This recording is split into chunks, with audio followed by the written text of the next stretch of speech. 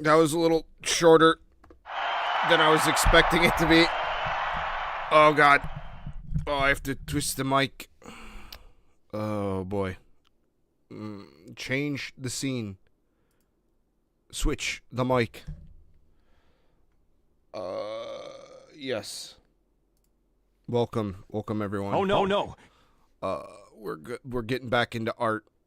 The art is happening. Yeah,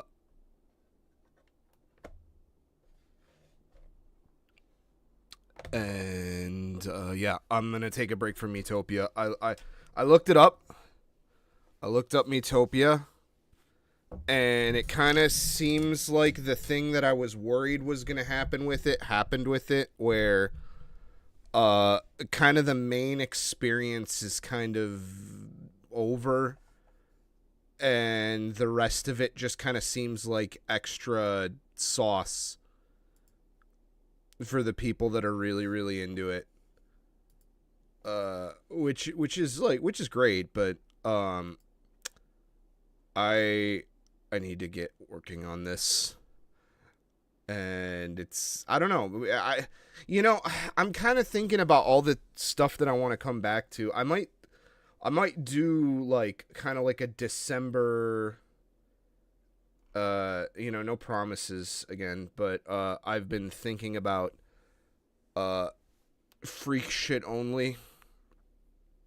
Yo, we talking about getting women to stick their feet in potting soil and LARP as flowers. That was the thing I did today. Was I went and bought some stuff. I have a food garden every year. Oh no, I 100% believe that absolutely happened. I made that up on the spot, but that absolutely exists somewhere.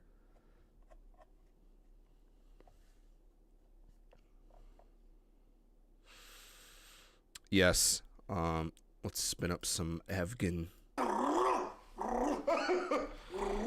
The question is, what do I want to work on today? I guess I could finish this. I kind of worked on it a little bit off stream. Oh, you were talking about Metopia. I was thinking, and that just happened in real life. That's like on some fucking OnlyFans like shit. I guarantee you that exists somewhere, or someone has done it at the very least. But that's a cop out. You know, the oldest rule of the internet is pics or it didn't happen. But unfortunately, I think that institution is under threat these days. Whoops. God, that kid is way too young to be fucking watching the angry video game nerd. Holy shit, he's like the age of his little cousins. Great series of books, but most remembered as the classic 1939 film adaptation. Everyone's seen this as a kid, and it's one of the most cherished movies of all time. Now, did it ever need to have a game? Well, I guess let's finish this while we're here. Might as well. But this is Super Nintendo, so it can't be that bad, right? The title screen looks promising enough, but if you watch the demo, you see Dorothy fall down a hole and die in a matter of seconds. But They didn't even try. yeah, this one is interesting And the perfect foreshadowing for one of the worst games ever. so far. Start the game and the intro begins. To say the least, it's horrifying. Look at how ugly this is. Dorothy looks like she's dead, and the graphics on Toto really stand Look out at this there. shitload of Then fuck. the tornado comes and Dorothy gets sucked This guy away like a WEEABOO-FUNZONE, he cartoon. draws manga, but he's a Right away, white and guy Dorothy from gives Dorothy the ruby the stone. Midwest. I always thought that What was he weird. Why is thinking? supposed to have such disregard for Being Dorothy's born in safety? America, what a Having the fucking ruby shitload of makes her fuck. the target of the Wicked Witch. It's not like Dorothy asked for the damn slippers. Also, why doesn't she just tell her she can click her I'd heels rather and have a go home fox right away? spray in my face while shitting on Oh my my God, the witch dick has a and bubble being too? forced to I don't eat it remember than that read from this the movie. manga. The basic gist of the game, you gotta get through 4 countries, each consisting of 7 or 8 stages. you have to collect bricks and tickets along the way. The bricks are used for building a bridge from one country to the next, and the tickets are for entering the Emerald City at the end. There's also mini games like Match the Picture and this word scrambler thing with Toto. Trust me, it sucks. But now on with the game. Let's start off with the enemy rundown. We got bloodthirsty blue birds, frogs, chattering teeth, pink soldiers, some weird looking dude, flying elephants which are supposed to be monkeys, a blobby blue guy, and killer chairs. Is this Wizard of Oz or Pee-wee's Playhouse? Then there's all these buzzsaws. Kind of violent, don't you think? Everything imaginable wants you dead. Even water faucets coming out of trees. Even the hands of a clock can kill you. Oh god, here it is! Watch out for the clock! Look! Oh! Then there's lemons dropping down. You know, like in the lyrics of Somewhere Over the Rainbow, the lemon drops? That's fucking desperate. My favorite's the cat cactus. That's creative, right? You get it? A cat cactus? There's even enemies that you can barely see, like this tiny mouse on the fence in the background. Like, are you kidding me? That doesn't even make sense from a perspective viewpoint. She's like standing in front of the fence. As far as trying to defend yourself from all this shit, you're screwed. Dorothy has 2 attacks, shooting magical items that she collects or kicking. The only thing effective is shooting at things, but your ammo runs out extremely quick and it's very rare to find more. In fact, only a few stages in the whole game have this ammo, which comes in the form of gems or stars. Can you imagine how annoying this is? Take, for example, Super Mario World, okay? Imagine if there were no mushrooms, fire flowers, or anything throughout most of the game. You had to go back to the first stage every time you need something. Is that fair?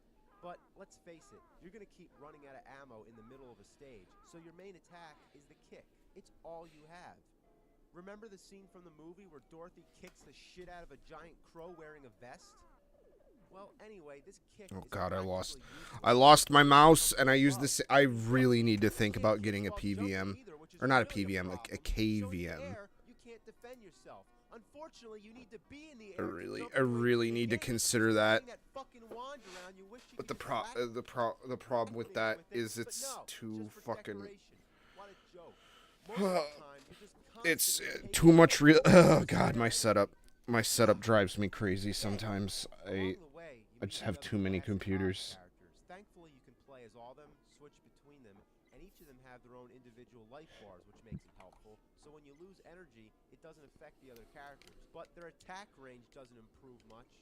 The Scarecrow can use the pitchfork, which is okay, but you still can't attack while ducking or jumping. Now, Tin Man, what a miserable fuck. He raises the shittiness to a whole new level. He can't duck or jump. The problem is the one that I think I would need to get is from a YouTuber, and I believe it is quite expensive. He's useless. A complete waste. And just to tease you, he's the only one who has 2 attacks. He can kick and use the axe. But what good is that if he's incapable of I guess jumping? apparently KVMs are very hard to design because there's a lot of moving parts that a lot of people don't really think about. Let's have a peanut butter and jelly sandwich. Put 'em up, put 'em up. Oh, I like to wipe my ass with his tail. It's not my dick, it's my tail. Shut up! Shut up! Shut up! Look, we're trying to read this game. We're up to your part right now. Now here's how the line works in the game.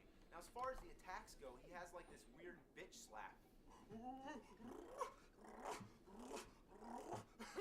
Yeah, it's the equivalent of Scarecrow's pitchfork, and he's the only character besides Dorothy that can shoot stuff.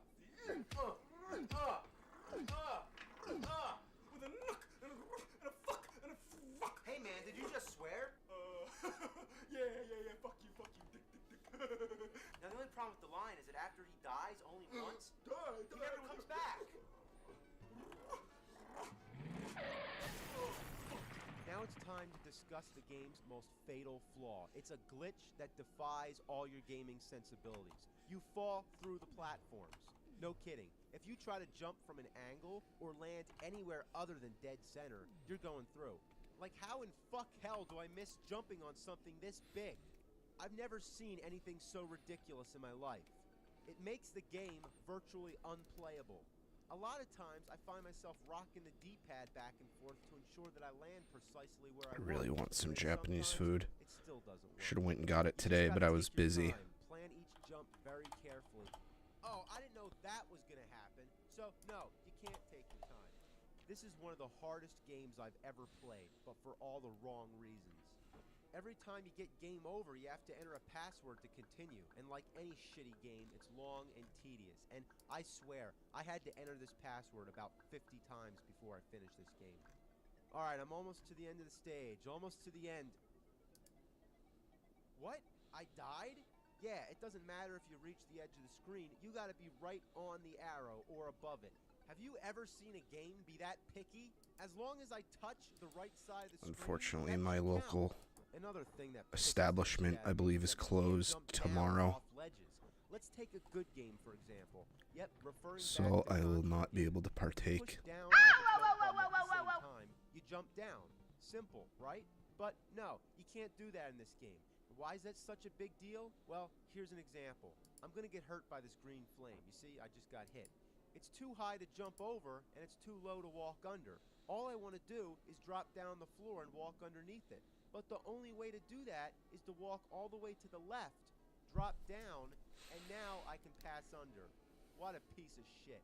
The layout of the game is absurd. The platforms are placed at complete random. Sometimes they're out of reach, and other times you can't distinguish between what you're allowed to jump on and what's decoration. So you just gotta jump around at the scenery until you find somewhere you can land. Like right now, I'm completely stumped. I can't go anywhere. Oh, okay, I can't jump on this big bright yellow thing, but this half-hidden hourglass that's partially in the background I can. Toward the end of the game, you fight the Wicked Witch. Well, I don't have any ammo to shoot at her, and because she's up on the ledge, I can't hit her since there's no jump attacks, which means Dorothy's out. That fucking kick won't get us anywhere. That seems like the only time when Tin Man can come in handy. But what the hell? Why is it that when I stand close, the axe disappears? It's like you gotta stand in the right spot. Shit! Come on. Oh, is that the witch? That's the witch. She's a bitch, not a witch. Come on, you fucking green bitch. Melt. Melt like diarrhea in the hot sun. Yeah, melt. Shove a broom right up her ass. Fuck that bitch. Fuck that bitch. Fuck wicked witch in the east, wicked witch in the west, wicked witch in my ass. Now, shortly after the witch, you go in the Emerald City. Yeah, the Emerald shitty asshole. Yeah, it's the last stage in the game. Thank fucking God. And to navigate this place is confusing as all hell. Hell's confusing. Yeah, there's times when you're wandering around without any clue where to go. Yeah, what's that green thing? That green... I don't know what the... Oh, that big emerald is a door? Yeah, what are you, stupid? Oh, yeah, sure, that's easy to figure out. Now, this is the last room of the game. About fucking time. All you gotta do is get the 2 keys up on the top 2 corners. Get up there. Now, what the fuck? I mean, how am I supposed to get under this flame? Piss on it. Oh, fuck it. So, you get the 2 keys, and that's it. No end boss or anything special. That sucks. And the wizard tells you some bullshit that's not important, and then sends Dorothy home. Oh, boom. Yeah, the animation's stunning. I thought it was a ball sack. There's no place like home. Wipe your ass on Toto. There's no shitty game like this. I'm serious. Like, it shouldn't have been made. Like, it's almost half as bad as Dr. Jekyll, Mr. Hyde. And I know it's been like 40-something reviews, and I'm still talking about Dr. Jekyll, Mr. Hyde. But I'm serious. It's really almost that bad. Fuck this game. Watch it go. Damn! You just plastered the game on my ceiling with your shit.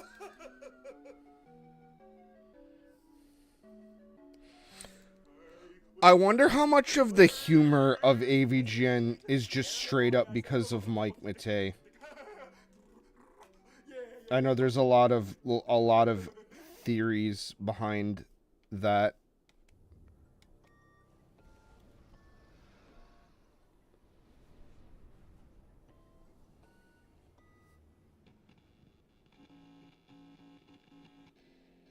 From what I've heard.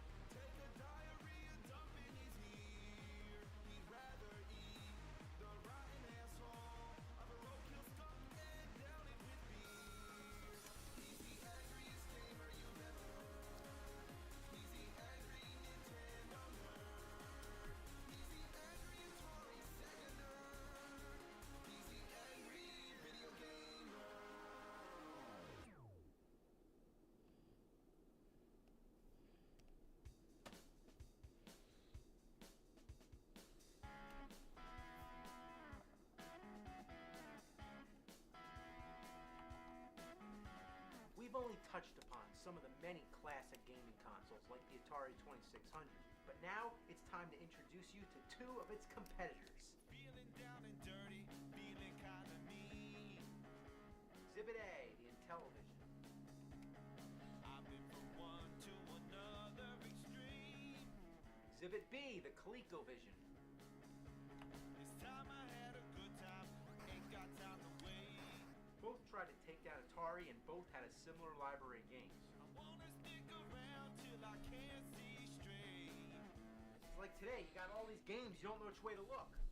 Fill my eyes with that double vision. No disguise for that double vision.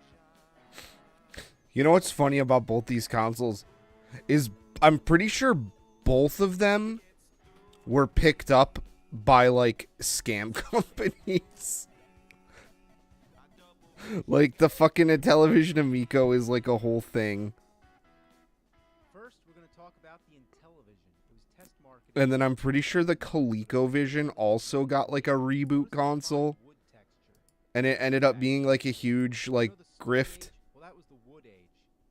The Intellivision came from Mattel Electronics. Now you know what else they made? The Power Glove. Now that's a bad sign right there. But it was a great game system for its time. Now, I'm going to whip through a bunch of random games, mostly shitty ones, but I'm going to tell you right now, I have 3 common complaints. Number 1, many of the games are very similar to other games, and often they're blatant copies. Number 2, without instructions, they're difficult to understand how to play. Number 3, the controls suck ass. And in this regard, the main problem is the controllers. Why a numeric keypad? This is a video game controller, not a phone. Then there's 2 little buttons on each side, which are usually the fire buttons. It's awkward to handle.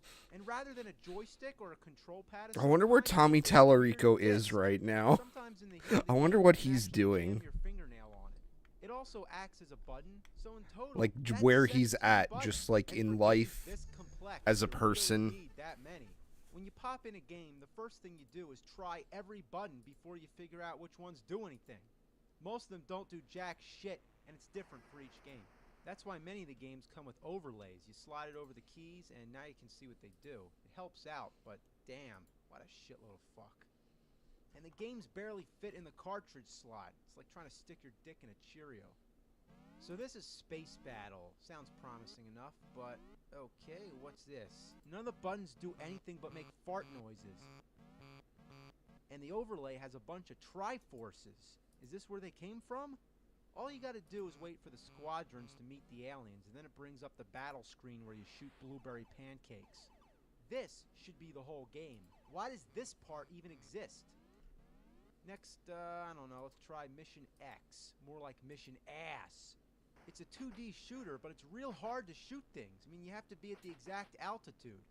2 rises up and 8 goes down, and the fire buttons are on the side. I mean, that's great, right? Why not spread the buttons out as much as possible?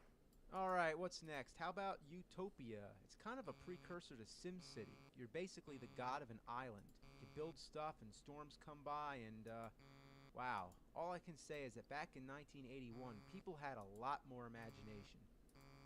Okay, how about He-Man? Oh man, I thought it was gonna be He-Man. So you're flying around in the Wind Raider shooting at stuff. I think on the ground that's Skeletor. You drop bombs on him and that's it. Wait, did I just call that white square a bomb? See, that's using your imagination. Oh, he's still trying to sue Roblox? Everything was Tron, Megatron, Man. Tron, the movie. You get the idea. This is a weird game. The first challenge is to figure out which of these indescribable objects you're controlling. So, That was I the think thing, there's wasn't it? Queen Bee. You can shoot at stuff, but you can't move. And that's just fantastic, because there's a big gleaming box immediately blocking your path. I'm not gonna lie, I don't get it. Now speaking of Tron, here we have Tron Deadly Discs. You just run around throwing shit at people. Seems like it would be a fun little game, but what ruins it for me is how ass the controls are. Rather than having one simple fire button and aiming with the joypad or disc or whatever, the keypad determines which direction you shoot.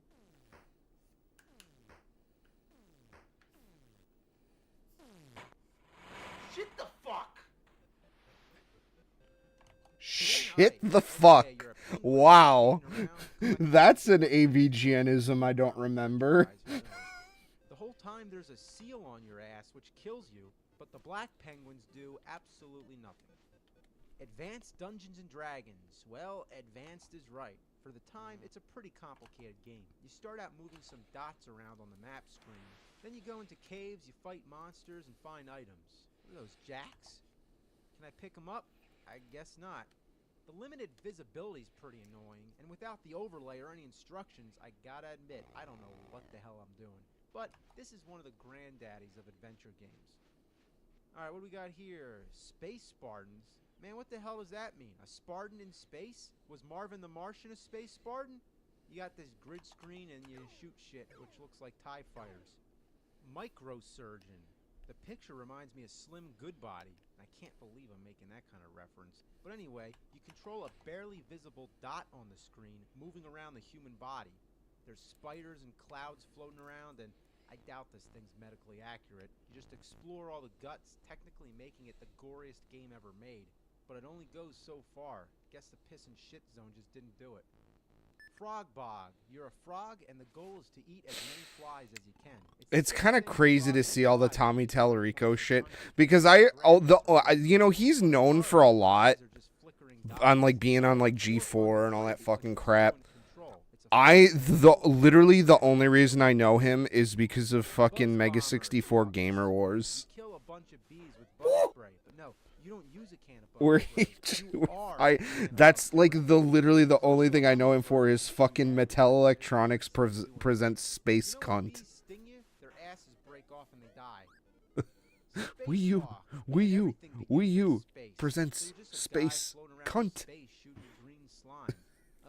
The bubbles are coming. Gotta Jesus find Christ. Mother of a Oh my fuck. god, that was It'd be so before much easier like to move if all you of just use the that. disc. Instead, it's the damn keypad. Uh-oh, here comes the Space Hawk. Gotta move, gotta move. Damn! I wiped my ass on this game. Boxing. Okay. Yeah, boxing. This sucks. Snafu. You have to keep the line going as long as possible without touching the other lines or hitting your own. It's the bare basics of graphics, but surprisingly, it's a pretty fun game. Okay, now we gotta move on, but let me introduce the IntelliVoice voice synthesis module. What the fuck is that? Well, it makes your games talk. Yeah, now at the time, the idea of having voices in video games was a new thing. Because of that, Fortunately, only a few Mattel Electronics presents Space Cunt. bomber. Mattel Electronics presents Space Cunt. B-17 bomber. Alright, fuck the game. I would love how to synthesize a voice presents Home Squad. using that like technology. They'll never do it in time. The code, figure out the code. What? Guess I gotta defuse the bomb. It won't be easy. Replace this third, this Oh. fourth, this second, this first. Oh shit! Oh shit!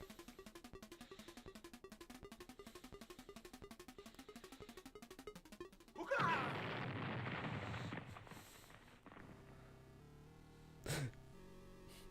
Man, imagine you've never heard a video game like talk before, and then you pop that fucking thing in and it starts having like dialogue with you about how a bomb is going off.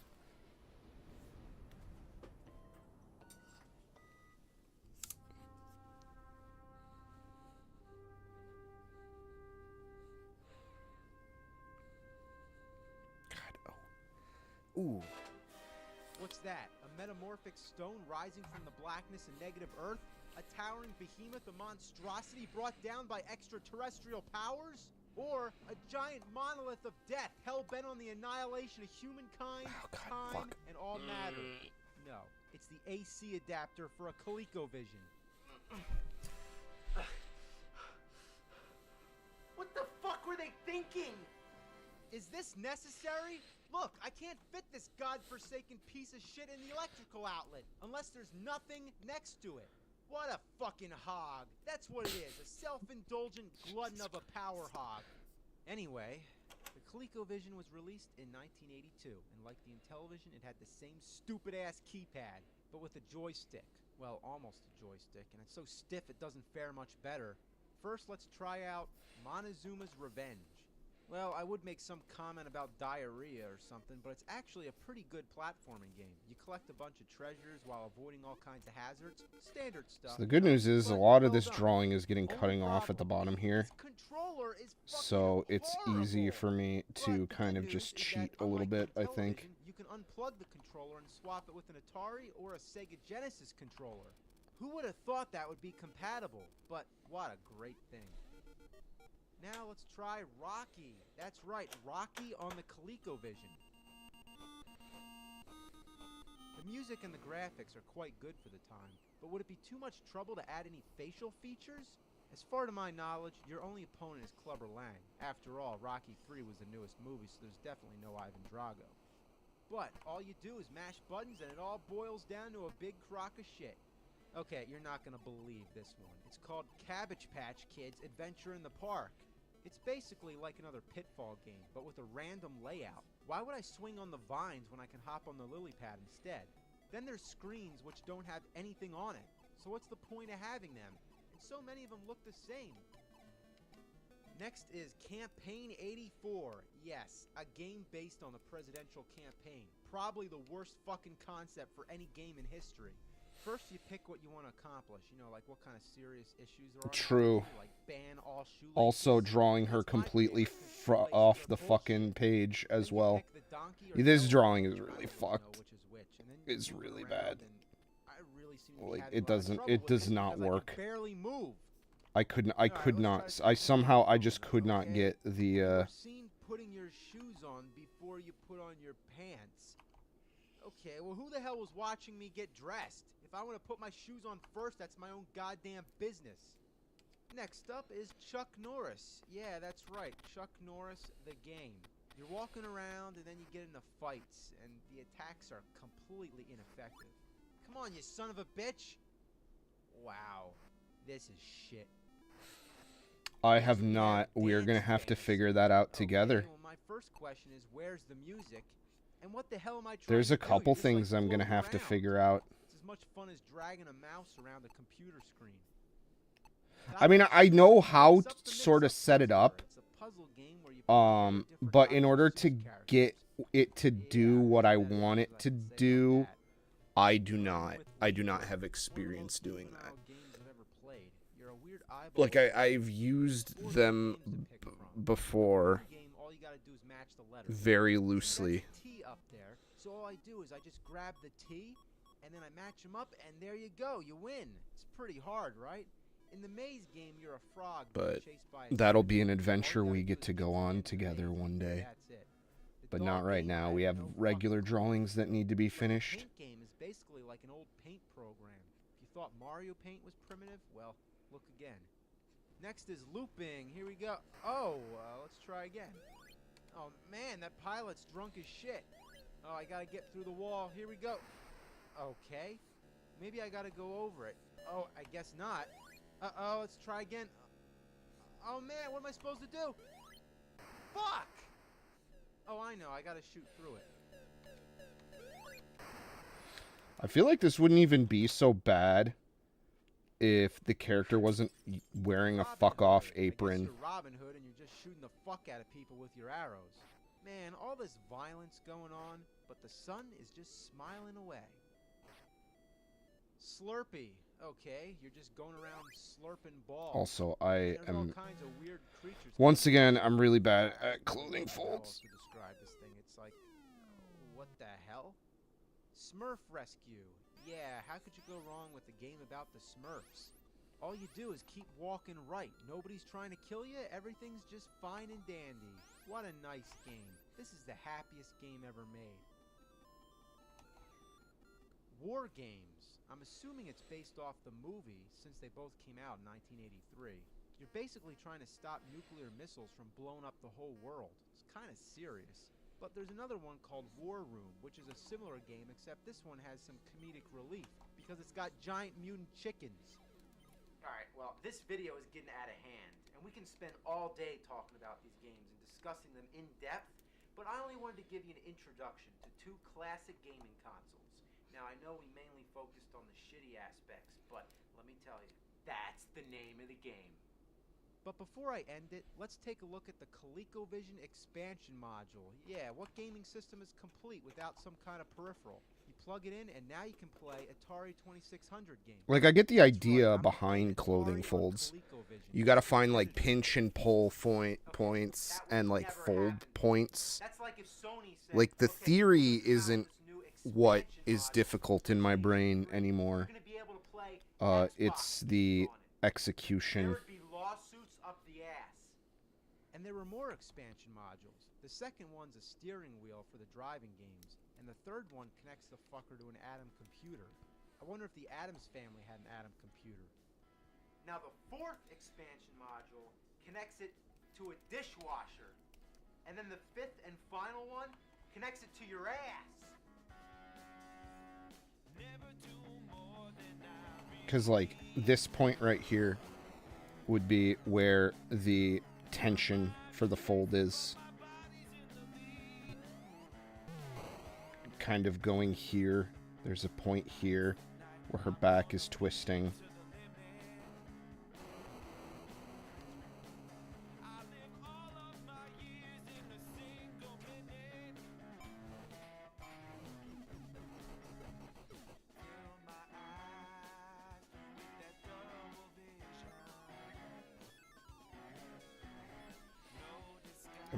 I'm not good at it. I'd have to have someone walk me through how to improve on it, doing this kind of art. Because it's one thing to study it, you know?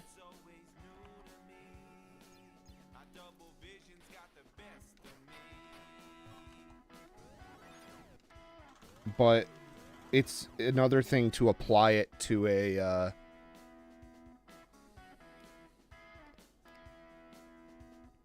well, that's the thing, too, is, like, again, it's one thing to know how it works and how to build it, and then it's another to do it in the way that, like, is conducive to the medium you're trying to do. So, like, manga artists probably have, like, a bespoke way of doing it. Or, like, a way they represent it.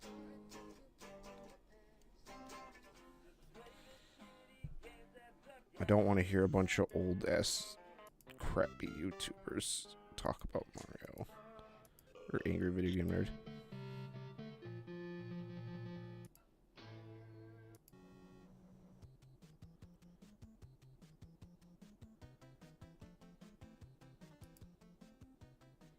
I'm gonna review a good game for once. Yeah. Oh, now don't worry, this I'll one go has back the and wizard torture part in myself it. with shitty ones, but for now, let's do something awesome. Super Mario Bros. 3 is often considered to be the greatest game on the NES, and for good reasons. It took everything that made the first Mario great and multiplied it several times over, adding new intricate levels of gameplay and challenges. Whether it's the top loader or that classic gray box, the Nintendo Entertainment System was at the height of its popularity when this masterpiece came along to push it over the top and make an everlasting impression, the defining moment of our childhood pastime. During the final years of the 8-bit era, many other games came along like Mick Kids and Tiny Toon Adventures, which tried to emulate its gameplay, its power-up system, and overall design. It was one of the first games I remember to have a strategy guide. There was also a Super Mario Bros. 3 cartoon series, even though there was no 2. That's the power that this game had. All you gotta do God, is say Movie Mario Bob's fucking 3, creaming in his and you pants know, right now. oh yeah. Now, all the hype began before the game was even released. Most of us first heard about Mario 3 in the 1989 movie, The Wizard, an innocent little family flick, but essentially a theatrical Nintendo commercial in disguise as a feature film. The plot involves a kid named Jimmy suffering from a mental disorder after his sister died. They put him in an institution, his brother breaks him out, and they run away. On top of that, Jimmy's hell-bent on going to California. California, California, California, California, California. All just because he wants to leave photographs of his sister inside Dinny the Dinosaur, one of 2 dinosaur statues previously featured in Pee-wee's Big Adventure. Along the way, they meet some girl who's also a runaway, and they find out that Jimmy kicks ass at Nintendo games, so they enter a video game tournament called Video Armageddon. Throughout the course of all this, they're being chased by some asshole who finds lost kids for money. Meanwhile, he's competing with the father and older brother who are trying to find him first. So, yeah, that's all great, but do you think any 9-year-old kid gave two fucking shits about the plot of this movie? I know I didn't. I saw it in the theater opening day, and here's a perfect reenactment, all for you. What the hell is this shit? I don't care what these people are talking about. Oh, look back there. What game is this? Who the hell are you? Go back to the freaking Wonder Years, you piece of shit! Oh, what game's that? Oh, you hear it? That's Zelda 2! Oh, what games are they playing? Turn it around. Come on, I want to see the damn games! That's what it was like. You'd see a few moments of a game, you'd get excited, and then it's back to the story. I got the scroll weapon, and I almost beat Mecha Turtle at the end of level 3. While some game lingo was thrown in, the audience, the kids watching the movie, were the experts and would notice anything that was wrong. When Jimmy's playing Double Dragon, he starts mashing buttons before the game even begins. Then after his brother pulls him away, only to turn back, he says, 50,000? You got 50,000 on Double Dragon? 50,000? How could you get 50,000 points in less than a minute? And why such a random number? Also note that it's not the arcade version of Double Dragon, it's the Nintendo version, which means that he's playing it on the Play Choice 10, an arcade clone of games that were also on the NES. Obviously an endorsement from Nintendo, but the tabletop one in the diner, I've never seen that. Then there's the Nintendo Power Tip line. That's right, people sitting around ready to help you with any game problem you have. Simon's Quest. Just call that 900 number and rack your parents' phone bill up the ass. Enter Lucas, the other villain, the opposing game expert of the film.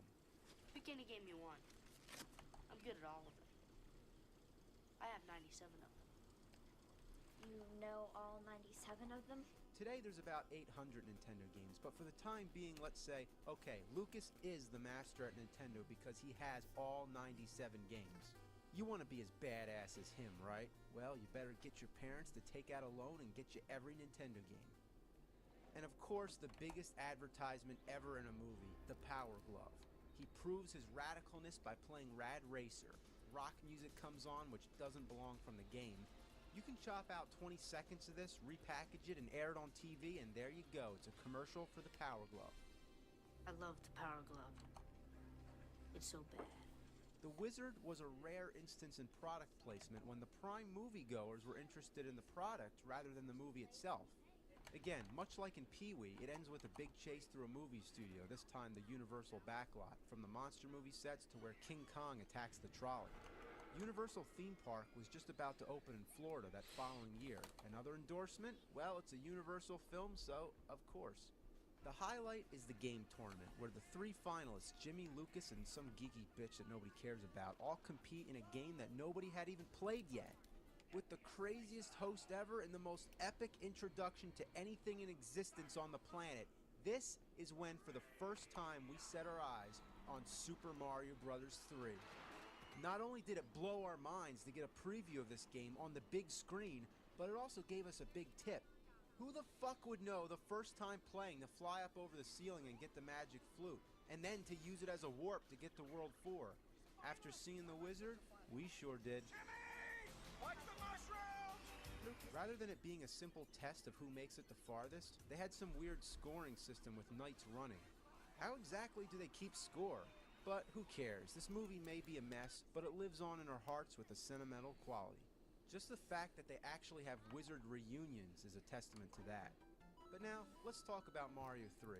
This is going to be short because there's not much you can say that already hasn't been said a million times, but I'll put it blunt and simple. This game kicks your ass till diarrhea comes out your dick.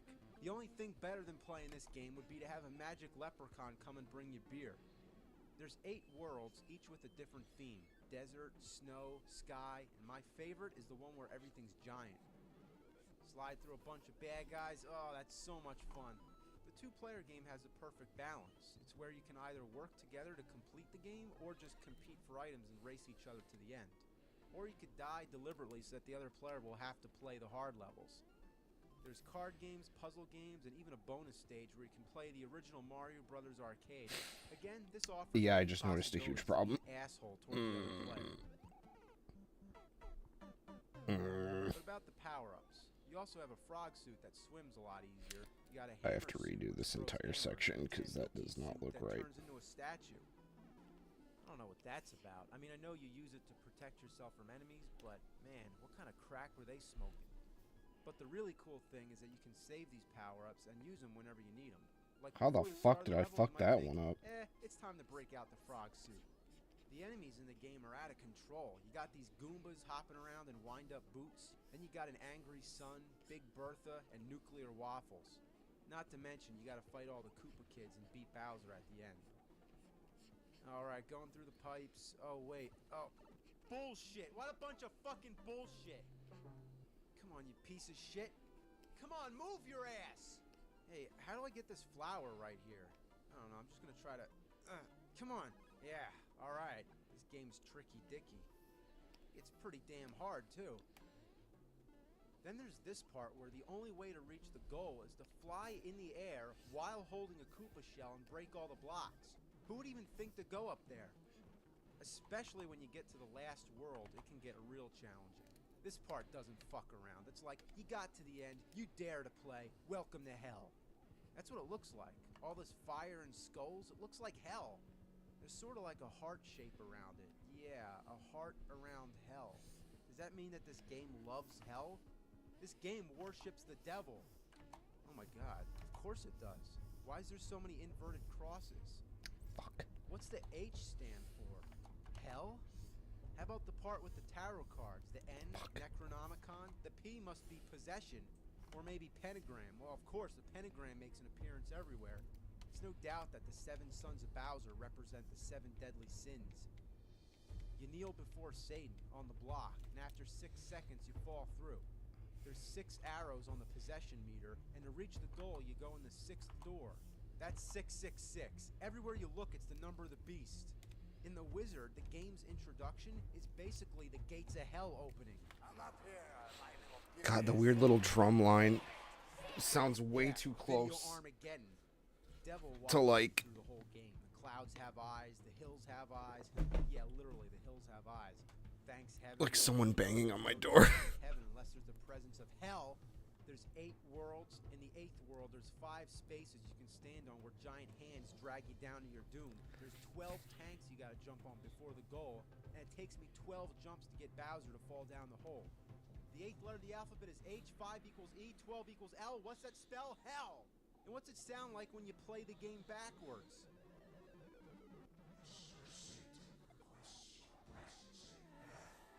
This game's a product of the fucking devil. And none of the other Mario games are like that, so I don't know why it's God.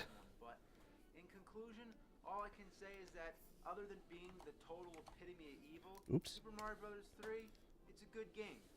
So good it's a sin. Oh my. Your mother. Oh my god, it's a possessed NES. Your mother sucks cocks in hell. The fuck did you just say? I said, your mother sucks cocks in hell. Oh! Go back to hell, you evil motherfucker! Shove it up your ass, you motherfucking cocksucker. Power of Christ compels you! What an excellent fucking day for an exorcism. Power of Christ compels you! Power of Christ compels you! Yeah, fuck your mother. Power of Super Mega Death Christ compels you!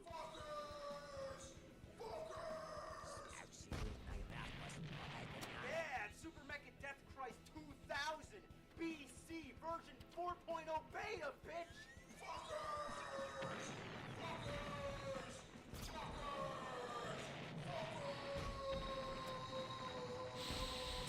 This is probably the most like fucking mid 2000 shit I think I've seen in a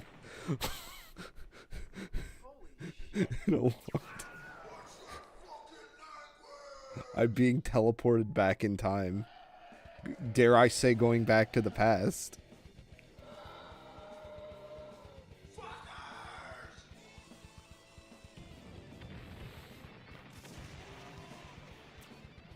God, so many like kids probably thought this was the sickest shit back then. To be fair, it's like really impressive. Like some of like the physical effects and stuff of like the consoles.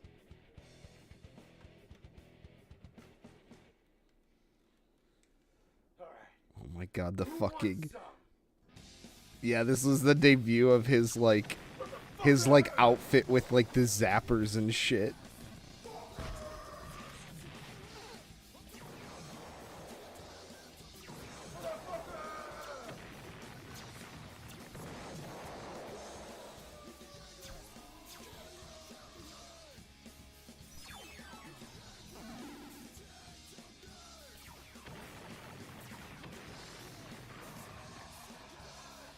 Oh, not you!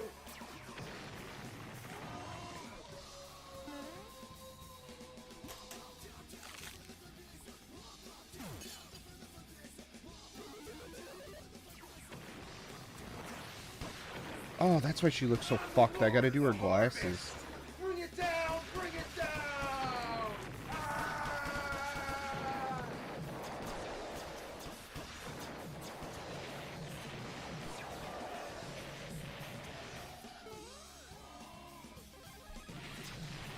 Now, I'm kind of wondering how I'm gonna make it look like she's moving. I mean, We annihilated him! I'm gonna have to look at some like tones and stuff for how I want to handle this. All this shit? I'll tell you. Because there's like ways you can suggest movement.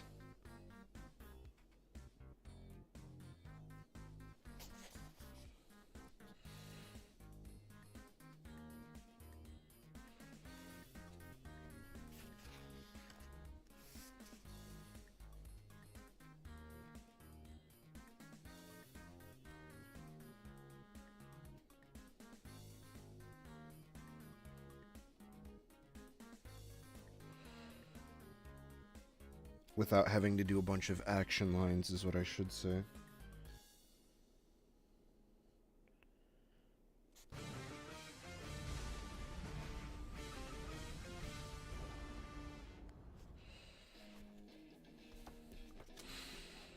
I think what I want to do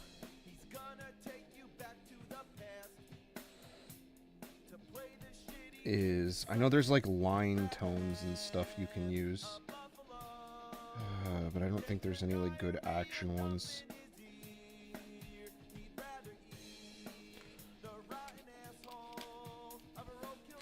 I gotta add her glasses into. Fuck. I think I'll leave it for now. I'll do that in like the. I think the special effects are gonna have to be done. A certain. I'm gonna have to like really look into what I want for it and just fuck around with it. You got a game and a controller. That's the way it goes. But sometimes that wasn't enough. Nintendo has always come up with creative and unique ways to play games. Today, there's the Wii and the DS stylus pen. But even in the early days with the NES, they were doing the same sort of thing. Some of them were pretty awesome at the time, but others were failed experiments that made you look like a jackass. So let's take a look at some of the NES accessories. God, I'm getting I hungry. already talked about the Power Glove. We all know it's bad, so bad. Let's start with the Zapper. Back then, we just called it the gun, because that's what it is. There's nothing more satisfying than just shooting the fuck out of things. It was the quintessential gaming accessory. Almost every console had their own version of the gun. Only problem, it doesn't work so great anymore. Depends on the game, the kind of TV you're using, and the gun itself. I have 3 of them. The first one is completely random. Sometimes it makes its target, but most of the time it doesn't. I always wanted a book about stuff like motion lines. The second one has a pattern. Yeah, that would be Around it like it sick, goes down. actually. Here comes the 2 clay pigeons. I shoot them, no problem. Unfortunately, the answer to that question that you're not gonna like, but it's probably the closest thing you could get is to just reference manga you like. Here we have have Wild Gunman. What do you It gotta use sucks, your but hands? That's it like is a what it baby is. toy. I don't know why I did that.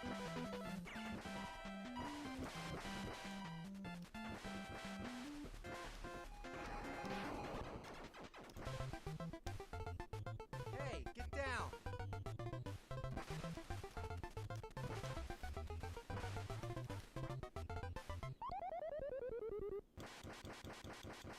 The Super Nintendo also has. Plus, I gotta go back and like a add more big-ass black bazooka, and the stuff to Super certain Scope. areas. We're gonna If have to you're do familiar another with the beta Zapper, pass. This one's a totally different story.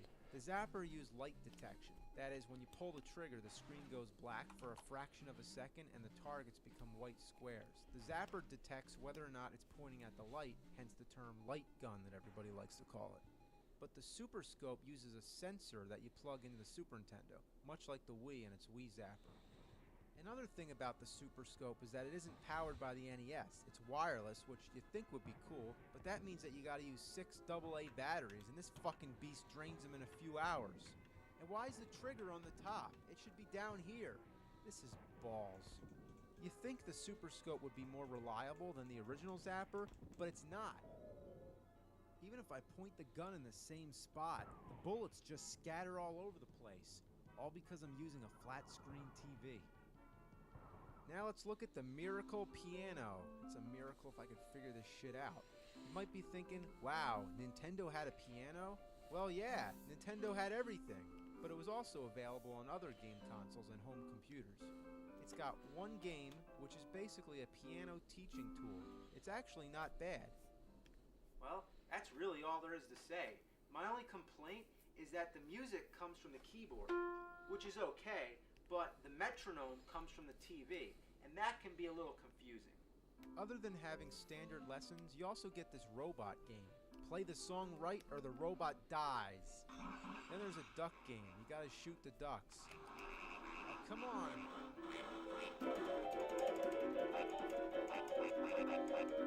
Yeah, I'm shooting ducks with the piano. Next we have the Power Pad. You lay it on the floor, kind of like Twister. Let's pop in good old world-class track meet and have a race, jump hurdles, and do the long jump or triple jump. The present-day equivalent of the Power Pad is Dance Dance Revolution, and there will also be a version on the Wii.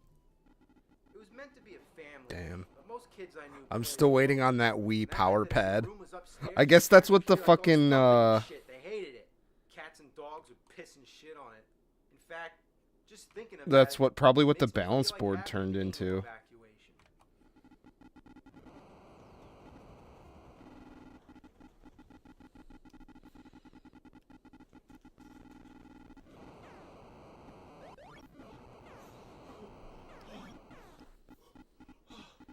Fuck this.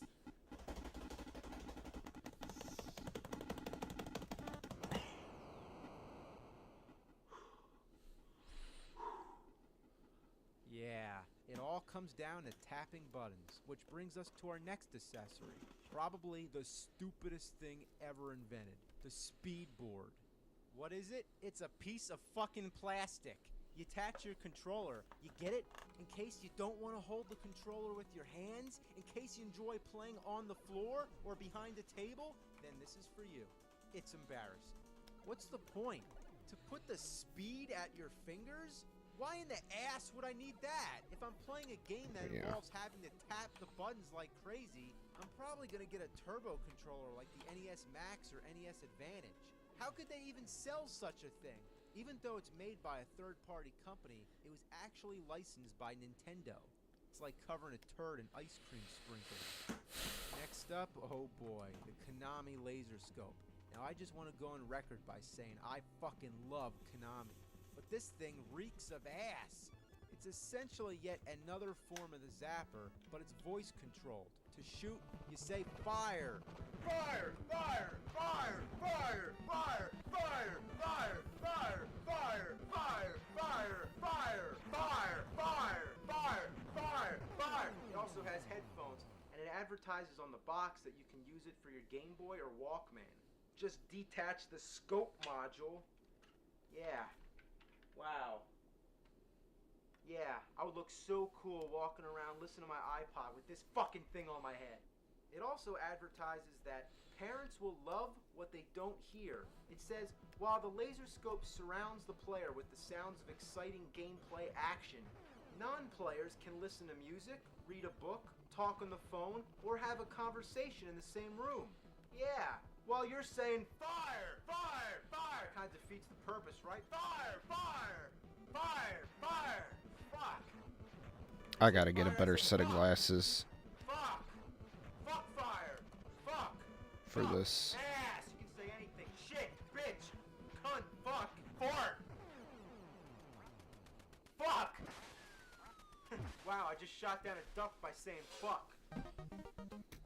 Next is the Rollin' Rocker. This thing is the biggest shit biscuit I've ever seen. You stand on it and supposedly you rock back and forth, which controls the D-pad. The modern day equivalent would be the Wii Fit. The Rollin' Rocker. Oh no, the Wii Fit was out by this point. Every game for the So we didn't get a Nintendo Wii Power Pad. Responds differently, but none of them work. Adventure Island keeps walking right. Excite Bike keeps We got going cheated. down. Skate or Die goes in circles. Kung Fu ducks to the right. Metal Gear does nothing at all. Ninja Turtles 3 walks in place, and 1943 just fidgets around a lot. It's another hunk of plastic. Who made this thing? Son of a bitch. Well, we might as well try an LJN game. Beetlejuice, Beetlejuice, Beetlejuice. Let's see if this works.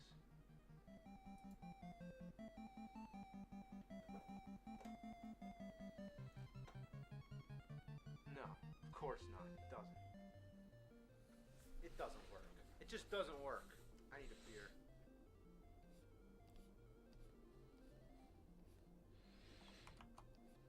I'm drinking Rollin' Rock on the Rollin' Rocker. Rollin' Rock? Rollin' Rocker. Yeah, Rollin' Rock on the Rollin' Rocker. I've also heard that you can't weigh more than 100 pounds, but I still don't understand why I can't get any kind of response out of it. Let's try the cat. Get on there, you little bastard.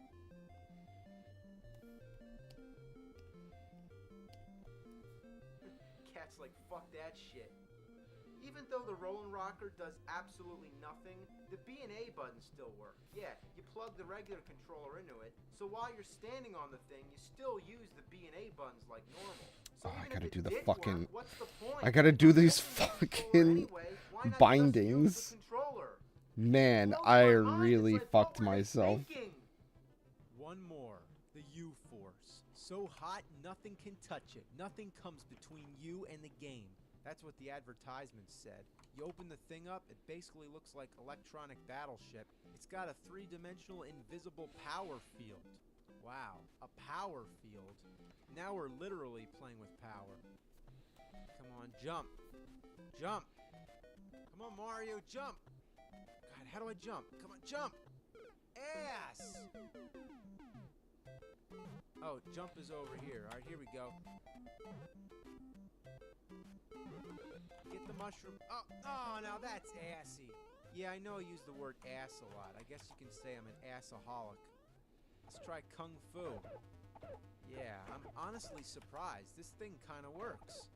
Looking at the instructions, each game has a specific setup and a switch combination, kind of like the codes with the Power Glove. Punch-Out uses an upright position and a power bar.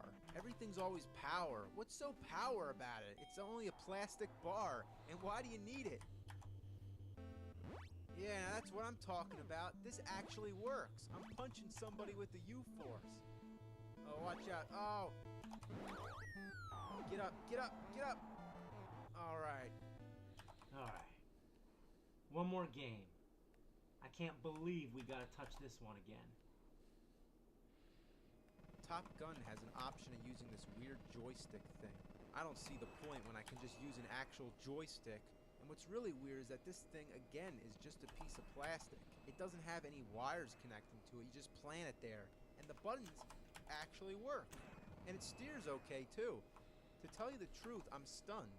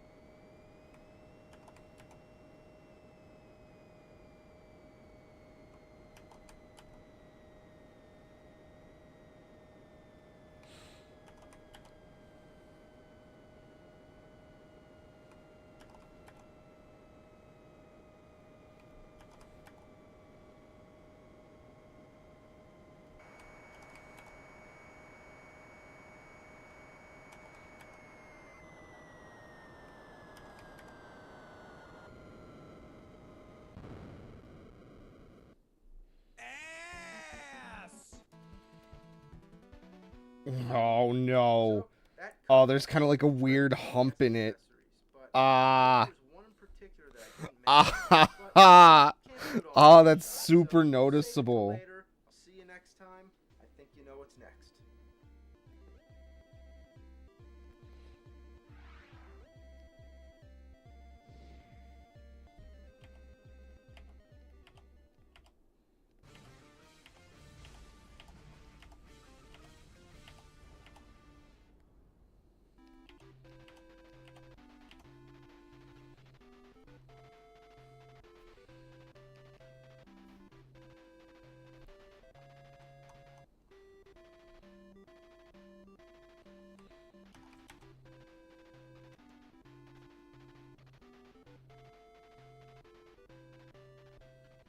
Alright, let's play some shitty games. Now, I have 3 games here based on the Indiana Jones trilogy. Oh shit! There's a 4th movie coming out! Yeah, tomorrow in fact! For 19 years, we've been calling it the Indiana Jones trilogy. But now, it's the Okay. last day when we could actually call it that. Now, I'm sorry Okay, that's for better. the Well, already. So, I'm gonna wrap this celebrate sketchbook the up, weekend. and I'm kind of Let's fucking talk hungry, Raiders so I'm gonna of the put you Lost guys on Ark hold Atari while I go 2600. eat some food. The first thing that happens is see Indiana Jones descending from I figured that's a better alternative to just canceling the stream outright, and I'm also not done tonight. I want to get a lot more done than just fucking around with one thing. Pretty easy, I must say. But guess what? You're supposed to plug the controller into the second port. Now the game begins and you can move Indy. Yeah, isn't that weird? But even more fucked up, you need 2 controllers to play the game. Controller 1 selects items with the joystick and drops items with the button. Controller 2 moves Indy with the joystick and uses items with the button. Once you figure that out, you think you're all set, but no, the confusion has only begun. You wander around the marketplace, yeah, that's what it is, but you never know that unless you read about it. You collect items from baskets. Now, let me show you. This is the gun. Makes sense, right? You see the little bullet flying out? Now, let me show you the whip. This is the whip. It's the same as the gun, just a shorter range. Why is it just a dot? I know the graphics on the Atari are limited, but don't tell me you can't draw a line. So after leaving this innocent marketplace, you end up falling. And then there's some tall, crazy guy in black chasing you around. Who is he? What is he? Is he from the movie? Could it be him? I don't know. But you walk all the way to the bottom with this guy pestering you only to find a dead end. So you go all the way back up to the top, which just brings you back to the marketplace. There's nowhere left to go but back up where you started. But there's snakes on the edge of the screen just waiting for you, so it's impossible to go up without getting killed. Fucking snakes, I hate them. But here's what you can do. Go to the merchant, select the bag of gold, and drop it, which exchanges it for the flute. When you have the flute selected, it plays a tune which keeps the snakes from killing you. That's a lot of faith to put in the gamer for you to know that this is a merchant, that's a bag of gold, that's a flute, and you use it to keep snakes away. But anyway, you'll find that you can't go anywhere beyond these 3 screens. You'll explore every last corner and exhaust every possibility of where you're supposed to go. But guess what? See this thing? That's a grenade. You put the grenade next to the right-hand wall, you leave the screen, then you come back, and there's a nice big hole in the wall. Okay, first of all, you'd have to know how to use the grenade. You can't drop it like we did with the bag of gold. You gotta use the right controller. Otherwise, the bomb just goes away and nothing happens. So dropping it isn't the same as activating it. But besides, how would you know to bomb a hole in the wall? Even in a Zelda game, there's usually some sort of clue. But here, there's nothing. So, you go through the caves, you collect all kinds of weird items, you can't even tell what they are. You end up in some sort of trap, you have to whip your way through the walls, which is easier said than done. Then you come out, and then you find that you can't touch the walls in this room. If even a single pixel of your body comes in contact with any of these walls, it Oh, sends you back to fucker. the trap. But still, where do you go? You're supposed to touch this one spot on the wall, which leads you to the next room. Well, after knowing that you can't touch anything else in the room, why the fuck would you even consider trying to go through the wall? Is there ever such a thing as a door? Also, in order to access certain parts of the game, it depends on how you move to the next screen. Here, we've already seen that when you go down like normal, you fall and end up in this weird place they call the Valley of Poison. But if you gently, carefully just ease your way down, it takes Good you enough. to a whole different screen. Then there's a weird treasure room where you have to keep swapping items. I You guess leave we the room, can, you come back into the room, you drop this, pick up that, swap this, exchange that, till finally you get all the items you need. Of course, each item is just trial and error. Oh man, cutting out these shadows is going to be another thing where it's like I'm not sure how I want to handle that To summon a little dot that in bounces around. the It's final. supposed to be a grappling hook. Like I kind of Right I've tried it a control couple button different behind it when ways. the dot goes over an island. Then you'll appear on that island.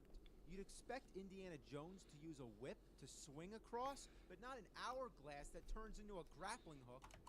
By this point, I also really have to say, using 2 controllers is a pain in the ass. Unless you're Goro, I'd recommend 2 sets of hands or 2 players. Then you get to this part where you need to stand in a certain place for this map to appear. Ooh, like in the movie. You need to select the key to enter. You need the clock to tell you when the sun is rising. You need the medallion so the sun can shine at the right time and mark the spot on the map where you have to find a shovel to dig for the ark.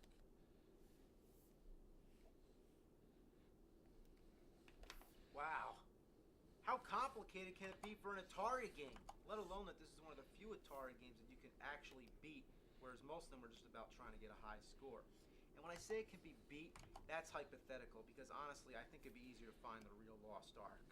Just the fact that you have to feel around for secret passageways and stuff, it makes it feel like Indiana Jones. Well, they got me there. Next up is Temple of Doom. Based off the second movie, Indiana Jones and the Temple of Doom was an arcade game which was ported to many home computers before eventually arriving on the Nintendo Entertainment System. There were 2 versions, an unlicensed black cartridge by Tengen and an official release by Mindscape, although both versions are the same game. The game begins, Indy walks from one place to the next, and what's going on here? What the hell? Oh no, not this again. Oh, it's select. It's one of those games where select is start. I guess that looks okay for now. Jones. He looks like a park ranger, and he walks like he just dumped ass. Alright, so basically you're just going around rescuing little kids. See, there's a little kid, you get the little kid, and then you get the sword, and oh my god, another sword. Oh, another sword. Oh my god, this little cave here is awfully generous. All through the game you keep finding swords Okay. and guns and stuff. So let me The question is, what do you do with them? find some music for you lads to listen to while I go eated the food.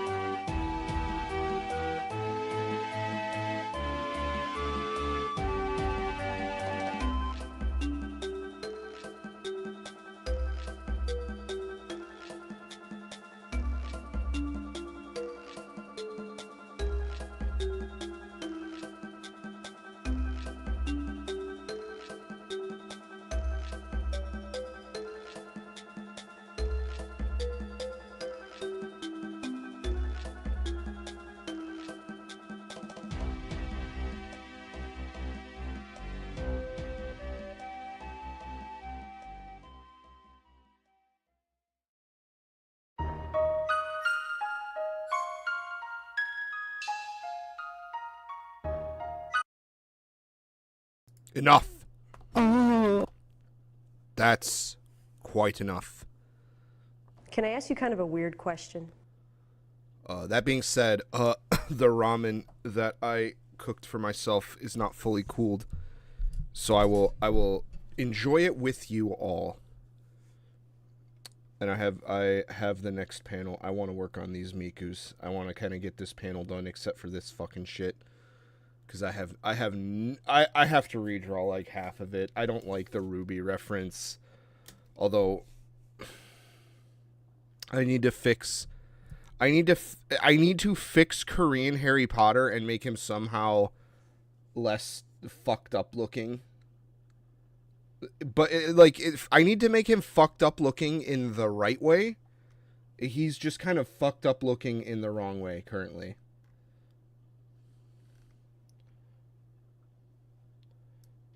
So yeah, very unfortunate, but that will have to be adjusted.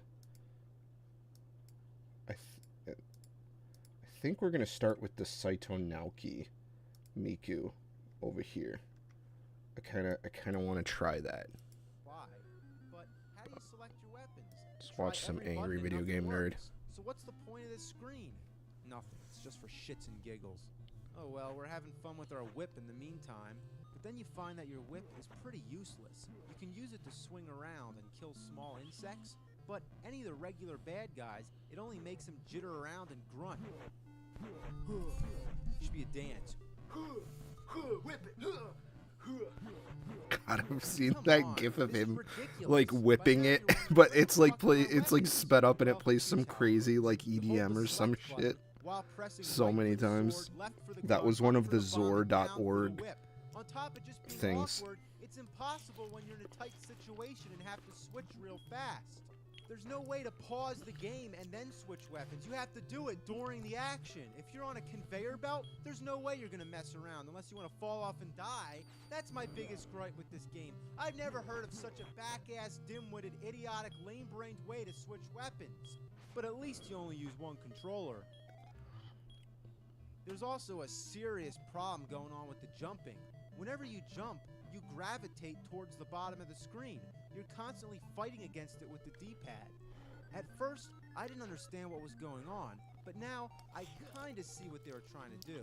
The cliffs, the platforms, the conveyor belts, everything's descending as you go down, like you're on the side of a mountain. So whenever you jump, naturally you drop. But you're sort of looking at it from a bird's eye perspective. But no, wait.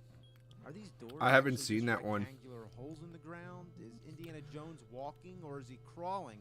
Or, huh? The Paperboy one is okay. I appreciate that they actually like bought a window and whipped papers at it, and then eventually it fucking broke. I don't know. I don't have a fucking clue. It's like they couldn't decide if they were making Yeah, a 3D yeah, or there a you go. 2D platform. So what you get is like a hybrid.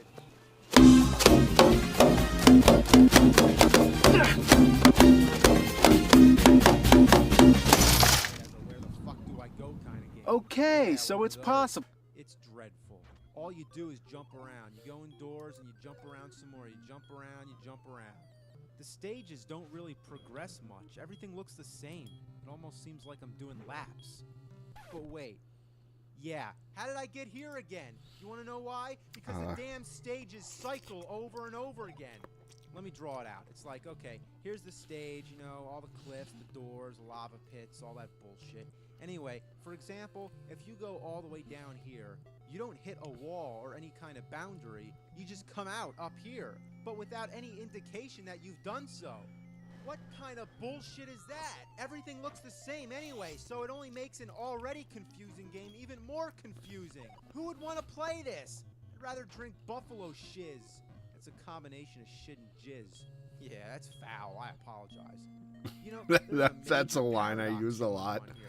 That's jump foul. again, I you're basically apologize. coming out the top again. Yeah, you follow? It's kind of like a never-ending staircase. Even Einstein would be baffled by how this game breaks the laws of physics.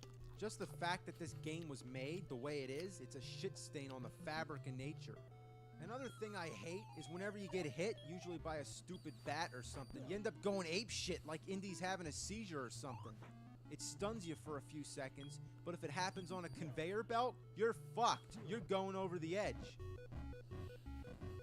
How did I die? Look at this. I jump down, I land on the conveyor belt, and I'm dead. You mean from sticking my toe in the very, very, very edge of this lava pit? Fuck! Try again. Kiss my ass! I hate this game! It's fucking horrible! Next up, Indiana Jones and the Last Crusade.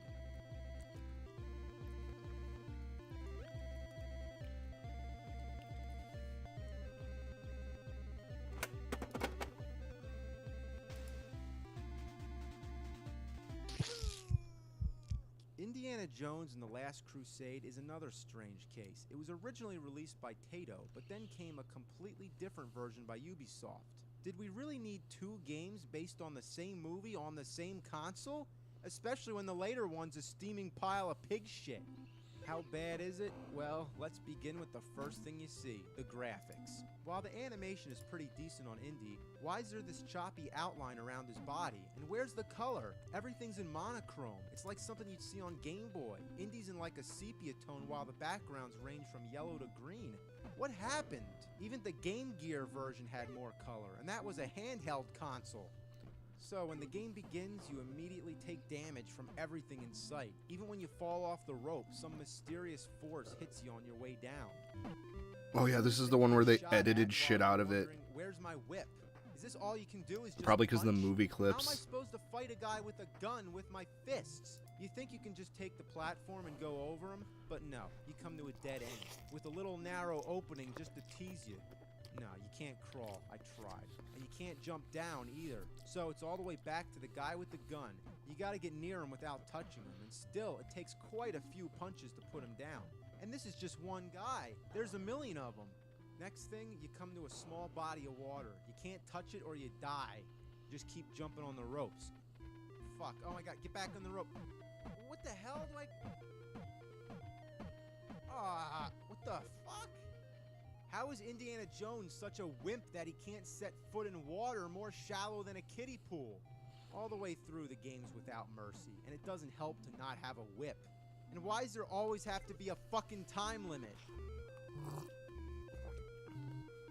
Once you get to the first level boss... I know ramen is very bad for you, or at least the cup ramen is. I have to fight a guy with a long-range weapon with my bare fists. Once you get the pattern down, you're It able to also step is in, very take a good few and jabs, delicious. step back while avoiding the stalactites at the same And it's time. made with And look hops how much from the damage it prairies. takes when you punch 'em. The sweet prairies in the woods. Is it a fucking joke? Dumbasses made this game. You should have sent it to the Marx Brothers. Halfway through the second level, you finally get this weird item. In the back of your mind, you think, what is that, a whip or something? No. By this point, you don't even expect the whip to be in the game. But yeah, this is the whip. You just have to select it, that's all. Why would you not want to select the whip? So now you're in complete shock, thinking to yourself, oh, I get it now. Like in the movie, he doesn't get the whip till he's on the train. But whoa, whoa. Let's talk about the story. As the game begins, it just says exploring the caves. That's it. It doesn't tell you why you're exploring the caves. But before you can complete each level, you need to find certain items. Here, it's a cross. So, okay, is this supposed to be the opening scene of the movie, where he's young Boy Scout Indy? Then why does he have the jacket and hat? In the third level, he's in the catacombs looking for stone tablets, and in the fourth level, he's in the castle looking for the pages of his father's diary. So the whole game is loosely based around scenes from the movie, but the whole time it's the same adult Indy. So here's the bottom line. Either follow the movie or just give me the goddamn whip. This is great, right? You remember when Indy fought an archer on the train? Come on. You gotta be kidding me. Oh man. Just die. Oh, God. Oh, my God.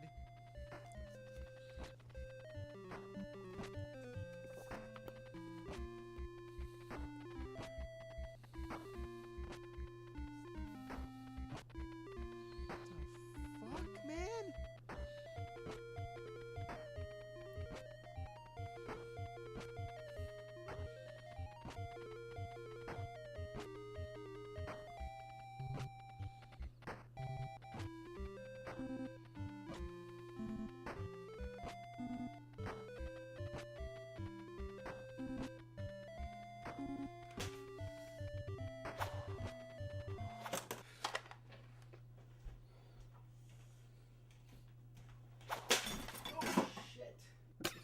That 10-minute was zone so would have been a real. Great concept for a side-scroller game, but they just kept fucking it up.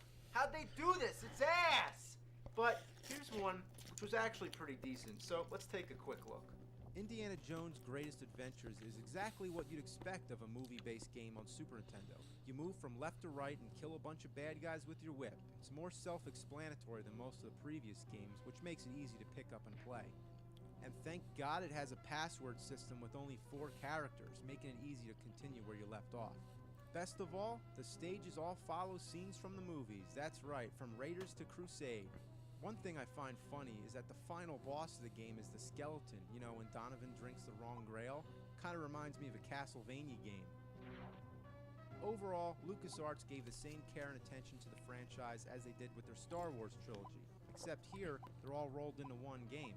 Same as me, combining 3 reviews into one. But hey, now I'm pushing 4, so let's end this thing.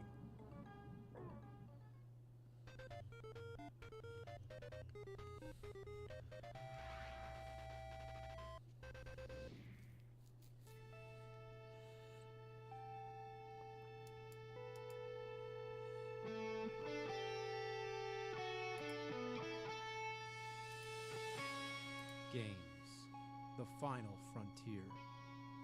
These are the voyages of the Starship NES. Its continuing mission, to explore strange old consoles, to seek out bad games and review these humiliations, to boldly go where no nerd has gone before.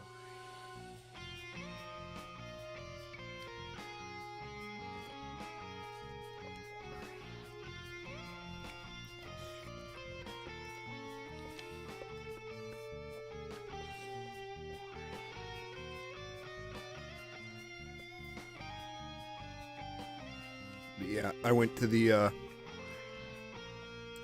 fruit and vegetable market because I want to start actually eating vegetables again, and because it's almost May, they actually had some like plants, Wow, next time like I'm taking food a show plants. craft. I don't like having my molecules scrambled all over space. Well, anyway, And it what was can I actually a say really about good Star price Trek? for them too. It's one of the Usually biggest you'd pay cultural like phenomenons of all time. And as a result, there's you'd a pay whole like $3 to galaxy of Star $4 Trek-related for like a electronic started video plant. games. So much that overloads my sensory input But neural they were like capacitors. $1.40, which is So, really, let's really, check out a really few. good. First, let's try out Star Trek the Motion Picture for the Vectrix. The Vectrix has a built-in screen and a controller attached. Fascinating. What made this thing unique for 1982 was that it used vector graphics. All straight lines, no pixelation, bright and vibrant. So I got a This tray is the of way like many of the early arcade a games lot were, of but the red Vectrix leaf runs romaine fine. lettuce. Only thing, there's no I color. grabbed a So couple here's how they got onions around that. Each game came as with an well, overlay. You just slide it over the which screen I have and there yet you to get go. like an onion I fail to see the point. Anyway, you're just flying around blasting enemy Romulans and Klingons. that was like an You raise actual your size of an shields to onion. defend the Enterprise, but this depletes your energy, But I which have means that gotten you them need to before. refuel by locking onto your space station. One thing that's incredibly annoying is this loud buzzing sound. It reacts to the graphics. It's caused by a lack of shielding between the ray tube and the speaker wiring. It's penetrating my auditory nerves. I must deactivate this game's power supply. Next up, Star Trek Strategic Operations Simulator for the Atari 2600 electronic gaming console. Basically, it's the same sort of game. You're just flying around blasting Klingon ships. You have to touch a certain amount of star bases before you can advance to the next sector. You have sort of a radar screen at the top. You could almost look at this screen the whole time you're playing, so it's kind of like having 2 different angles. I find this to be an incredibly simple game, but for whatever reason, they decide to make an overlay I wonder for the if controller. Next up, same game, he ever same sees game, the this name which just fucking rolls Saito off your Naoki tongue. Star Trek would be Strategic mad that I'm Operations like Simulator for ColecoVision and Atom putting him Family in computer this. system. Like I said, it's the same game, but the graphics are improved. The ships are more detailed, the explosions are better, and your shield, photon, and warp power are all clearly indicated, instead of just having mysterious blocks. Yeah, take that, you sons of bitches. Damn Klingons. Klingons suck my ass. Alright, what's going on? There appears to be an interference.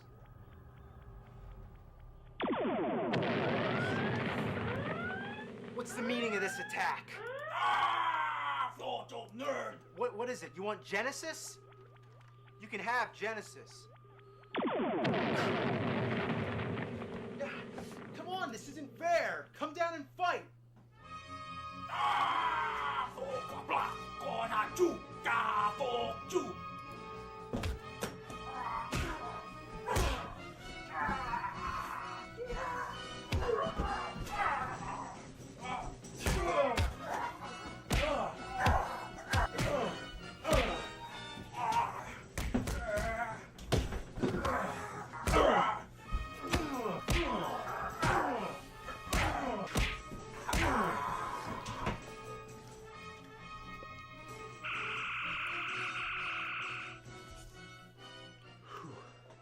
Well, lesson learned.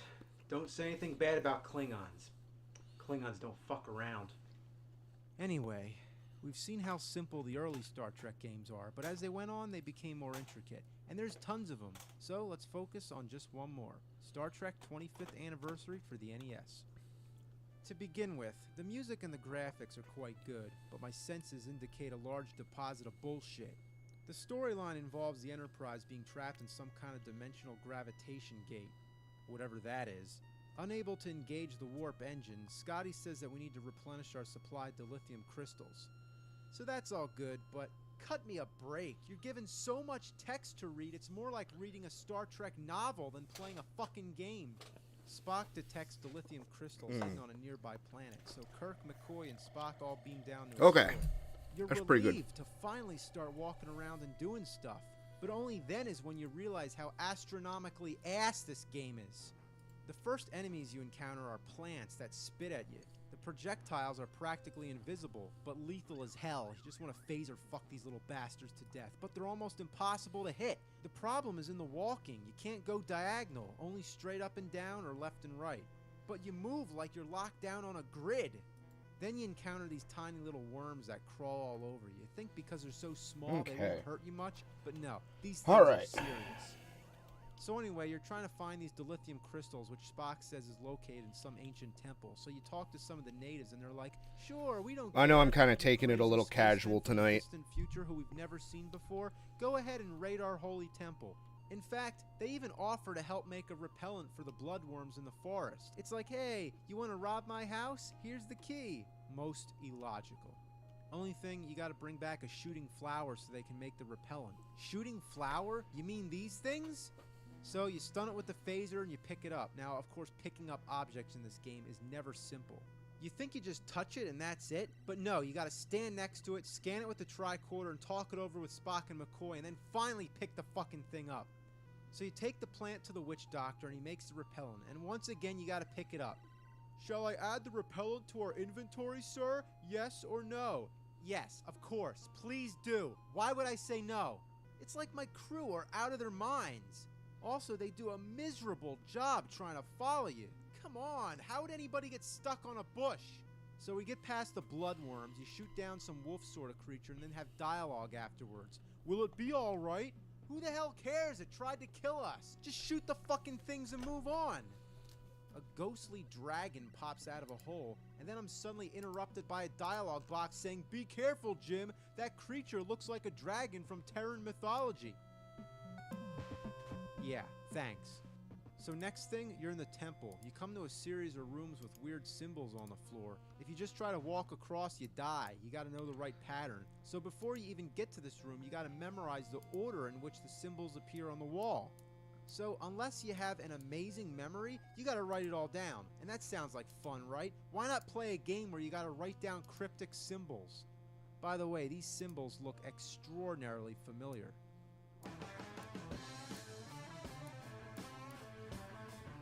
So many symbol combinations and several dialogue boxes later, you finally get the crystals, and then it's back to the Enterprise. Here it's more like a role-playing game or a simulation game. There's many things to do and many planets to explore. If you're a fan of Star Trek, you'll notice that it's pretty loyal to the original series, and if you play it for a while, you might be able to get into it and adjust to its crap factor, not to be confused with warp factor. But for me, most of the time, I just can't figure out where to go or what to do. I tried calling the game a piece of shit, I tried giving it the finger, but verbal and gestural persuasions proved ineffective. Anyway, this part of the game is based on the episode A Piece of the Action, where you travel back in time to 1920s Earth. First you gotta find a library card, then you gotta get back your lost communicator. You zap 2 guys, you find a diamond, you exchange it with the shop owner for a marked deck of cards, then you find a bone on the sidewalk and a gumball from some guy with a dog, then you find a hairpin, and then you find a stick. You have to put the gumball on the end of the stick, put it in the gutter, and fish out some coins. Then you talk to a bartender to get Oxmix's phone number. You give him the diamond in exchange for some plates. You take the plates to the police. Use the hairpin and the bone to open up a door, find the counterfeit money, use the coins on the phone booth, give the operator the number, go in to talk to Oxmix about the communicator. He tells you to go to Krako's place. He tells you that Bonehead Malone has a communicator. You go to the casino, you give Bonehead the money, you give him your marked deck of cards, and you get the communicator.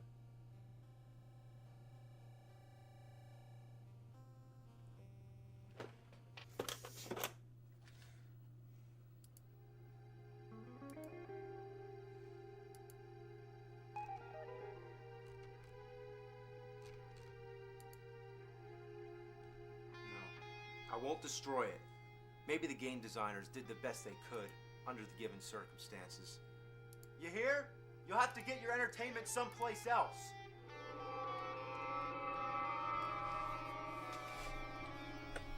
You're a metronome. Does my appearance surprise you, nerd? Not really. You surprise me. How? By sparing this shitty game, you have demonstrated the advanced rate of mercy. Mercy this, motherfucker!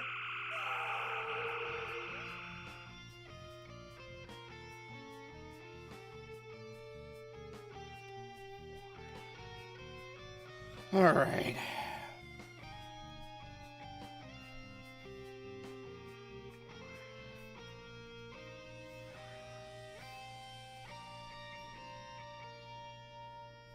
Are you kidding me?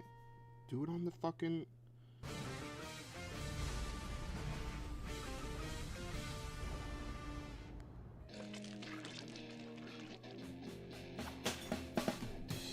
He's gonna take you back to the past to play the shitty games that suck ass. He'd rather have a buffalo take a diarrhea dump in his ear. He'd rather eat the rotten asshole or open up and down it with beer. He's the angriest gamer you've ever heard. He's the angry Nintendo nerd. He's the angry Atari Sega nerd. He's the angry video game nerd. It's a bird. It's a plane. No, it's a shitty game. Superman for the Atari 2600. I'm playing it on the 7800 just for variety. But anyway, what can be said about Superman? He's one of the most famous superheroes of all time. Even the word super's in his name, a word that implies excellence, outstanding quality, and brilliant divine magnificence. Yeah, this sucks. But I'm not going to critique the graphics or the sound or anything like that. Oh It's god, just my that, fucking... you Something know, got my... What? Well, like, My seriously, fucking what's way. going on? From what I understand, you start off as Clark Kent, which is pointless. You just walk to the right, a bridge explodes because of Lex Luthor, so you go back to the phone booth, you turn into Superman, and the rest of the game you're just flying around looking for all the pieces of this bridge. You also have to carry a bunch of bad guys off to jail. And if you get hit by kryptonite, yeah, kryptonite, you lose the ability to fly, which can only be regained if you touch Lois Lane. There's no way to die. The whole game is based around the clock. It's all about getting the fastest time. But the only thing that'll eventually happen is you'll throw the game out the window faster than a speeding bullet. The navigation is dreadful. If you fly up, you just see more buildings, and that makes sense, right? On the top of the buildings are more buildings, and it just keeps on going. There doesn't even seem to be any boundaries. Everything just repeats. If you press the button and move the joystick around, it shows you all the screens around you. Yeah, it's like X-ray vision. That is, if X-ray vision means seeing into the next imaginary Atari space. Have you ever heard of an Atari game that needs a map? Well, this is one of them. But to tell you the truth, I don't think it would help because nothing makes any sense. Like right here, I just keep going up, and all it does is just change colors. I can't figure this out. So, let's move on to the NES, a Superman game for the Nintendo Entertainment System. How could you go wrong? Well, first of all, you get this lousy music, which isn't even the Superman theme. Then the Statue of Liberty starts talking to you. Can somebody explain this to me? Is there any reason why the Statue of Liberty has to talk to Superman? I'll watch over you? Is it a guardian angel or something? Is there something I don't know? Like, what kind of drugs were they taking when they came up with this shit? So again, you start off as Clark Kent, and you're at the Daily Planet talking to people. Hi, Clark, your favorite Cub reporter Jimmy here. Say cheese, click. Okay, what was the point of that? You know, it's really annoying that there isn't any way to cancel these dialogue boxes or speed them up. And why is everyone wearing green? Is it St. Patrick's Day or something? Why are the telephones as big as the desks? Or hell, why are they half as big as the people? Or no, if they're in the background, that makes them even bigger. What a strange looking office. And who wants to play as Clark Kent anyway? The first real problem is trying to get used to the controls. It's another one of those games where up is jump. And why do you jump so high? I mean, look at this. If somebody actually jumped like that, it would be like 20 feet in the air. I know he's Superman, but if he's trying to be Clark Kent, he can at least act like it. But anyway, the B button does nothing, and the A button just fidgets around. What's wrong with them? If you do it in the air, he like floats. Oh my God, somebody call an exorcist. So your main objective at this point is just get out of this room. You go out the door, right? Well, of course it seems pretty obvious, but take a guess how to open the door. Seriously, take a wild guess. B, no. A, no. Start, no. Select, no. Up, no. Up only jumps, so you have to hit down. I never heard of a game where down goes through the door. Alright, well now we're really starting to suck some shitballs. Right away, there's people outside trying to kill you. I don't know what kind of grudge anyone would have against Clark Kent, but anyway, you go into this phone booth and turn into Superman. What is this? This is the most pathetic excuse for Superman I've ever seen.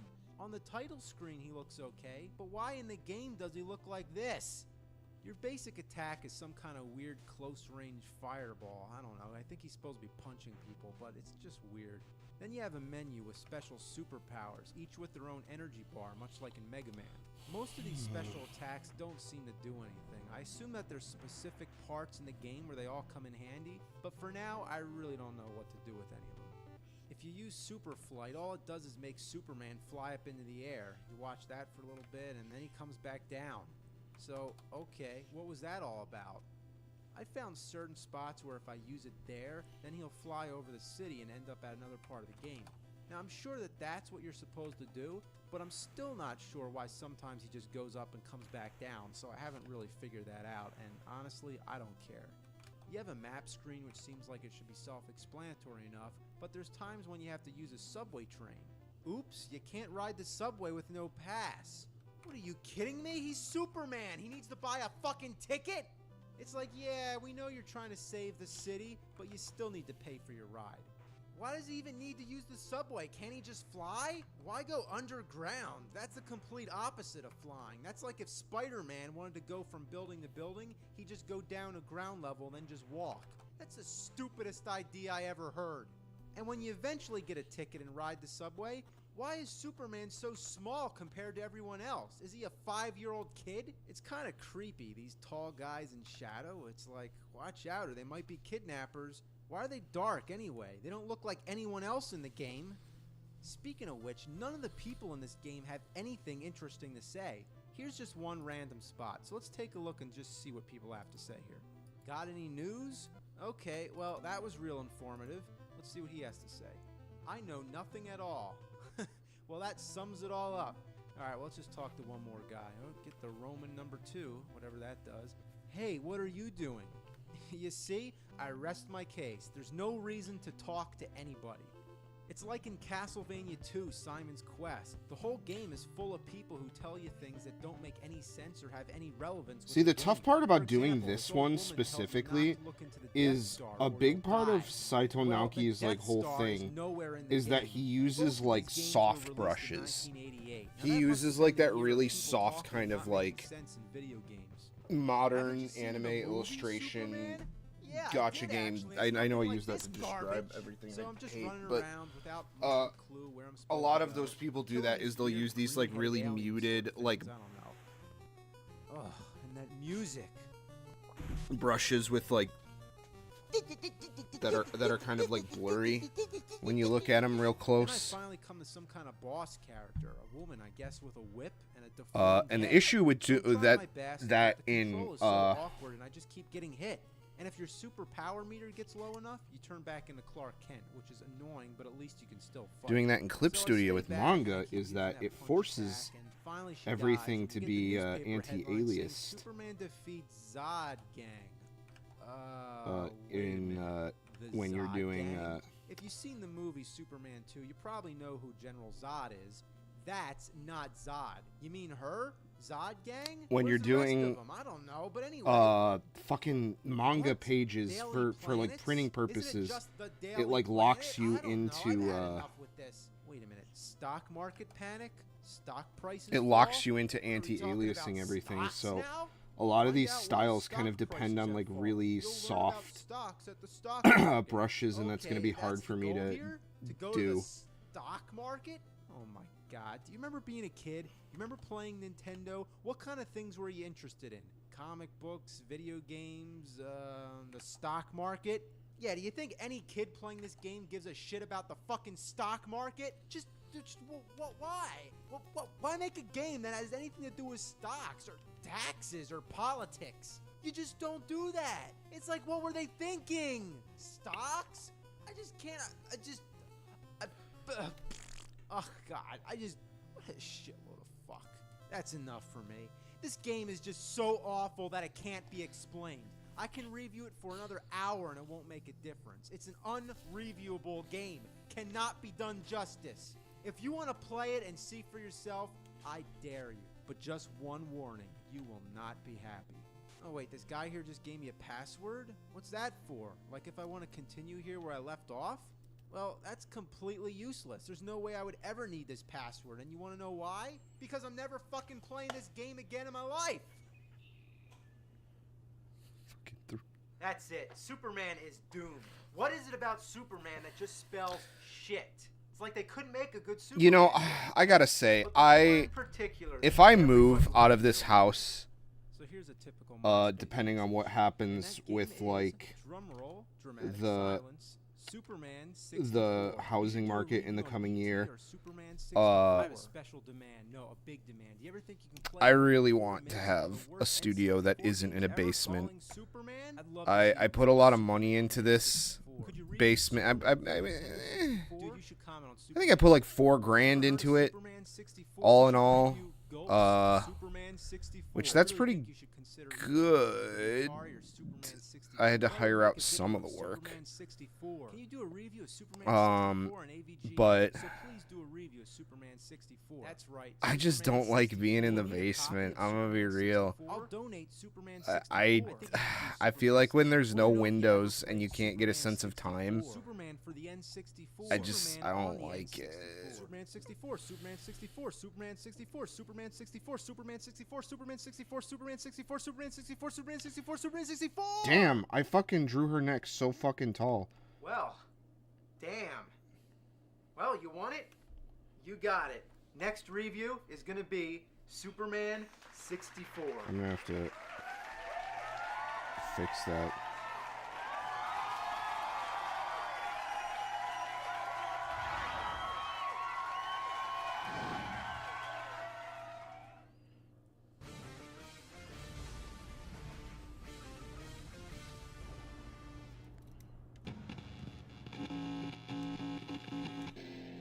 Gonna take you back to the past. He's gonna take you back to the past. To play the shitty games that suck ass. He'd rather have a buffalo. Take a diarrhea dump in his ear. Oh, fuck me. I just realized I did this whole thing on one layer. Oh, no. Whoops.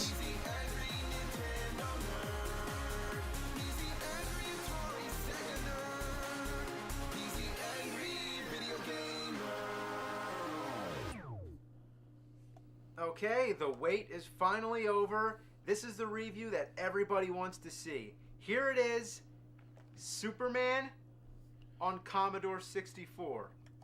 Yeah, that's what you mean, right? The Commodore 64? It was one of the best-selling home computers from the 80s. The games came on floppy disks. Remember those? The ones that actually are floppy?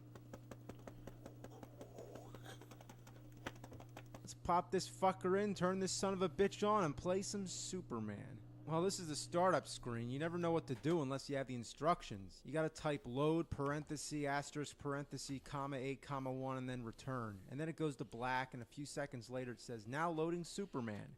At least that lets you know you did it right. But then you gotta wait for the piece of shit to load. You remember those early CD-based game consoles like the PlayStation, and you'd always have to wait for everything to load? Well, it's nothing like that. This thing actually takes 2 minutes and 7 seconds. Yeah, I timed it. Then the title screen starts up with the music and you're like, wow. But wait, what the hell's this? Type in the character that appears in column 9, row 10? Oh, come on, I gotta get the code card. Yeah, the code card. Match up the damn numbers and there you go, it's 5. Why do I gotta do that? So you pick your difficulty and then guess what? It's gotta load again. 54 seconds this time. Not long, but seems like an eternity. So anyway, you get this comic book storyline thing, and then you son of a bitch. Probably 2 weeks later, when you finally start playing the game, you'll be surprised that the graphics are quite decent and the gameplay is self-explanatory. You just fly around and shoot stuff. You don't have to be Clark Kent and find subway passes or any bullshit like that. So it's actually better than the Nintendo version. But that's not saying much. That's like saying the shit that I took last night was better than the shit I took the day before. Controller's a piece of fuck, but at least it's one of those kind where you can plug in most of the Ataris or the Sega Genesis controller. Isn't that amazing? The first level has a 3D perspective. The second level, you're protecting a space shuttle from a bunch of asteroids. This one's more like a 2D shooter. The third level's like a side-scroller, so it has some variety. But this has got to be one of the most annoying stages in video game history. Every time you get hit, you fly back. Fuck. Fuck. Fuck! Fuck! It's enough of this shit. But wait, this isn't what you want to see, is it? Nah, you want to see this, right? Oh, come on, you really want to make me play this? Well, I'm going to do it just for you, because I like you a lot. Now don't take that too serious. Here it goes. I'm turning on the power. First, you're greeted by a smiling cartoon fox. Titus? What the fuck is that? Well, the official title of the game is just Superman, but probably because of the Nintendo 64's tradition of putting 64 at the end of so many titles, it's no wonder that it got that reputation. The first thing that bothers me is the stock music. Why not the Superman theme? You know, the John Williams one? Why don't any of these games have that? Immediately as the game begins, you have to start flying through rings. I don't even have any time to get used to the control. You think that as soon as the game starts, you'd have a little free range, you know, to fly around and explore. But no, you gotta fly through rings. And you can't fuck up. If you miss more than, I think, 3, I don't know, sometimes it's 2 and sometimes it's 4, so I'm not fart sure. load of Basically, pee. if you miss a few of these rings, you go back to the beginning. And you keep A trying cunt over and load over of till you queef get it right. crystals. And on top of that, there's a time limit. And being that this is the first part of the game, you'd think that the time limit would be a little lenient, but no, it gives you just barely enough time to get through all these rings. You gotta be perfect. Looks like I'm doing a real shitty job, but the control is awful. You have to be very specific with the joystick, or else Superman takes a dive in the wrong direction. And then when you try to make a sharp turn, he just goes all over the place. You all probably know better than I, and it goes without saying, but this game is horrendous! And you know what the most pathetic thing about it is? This game isn't even 10 years old!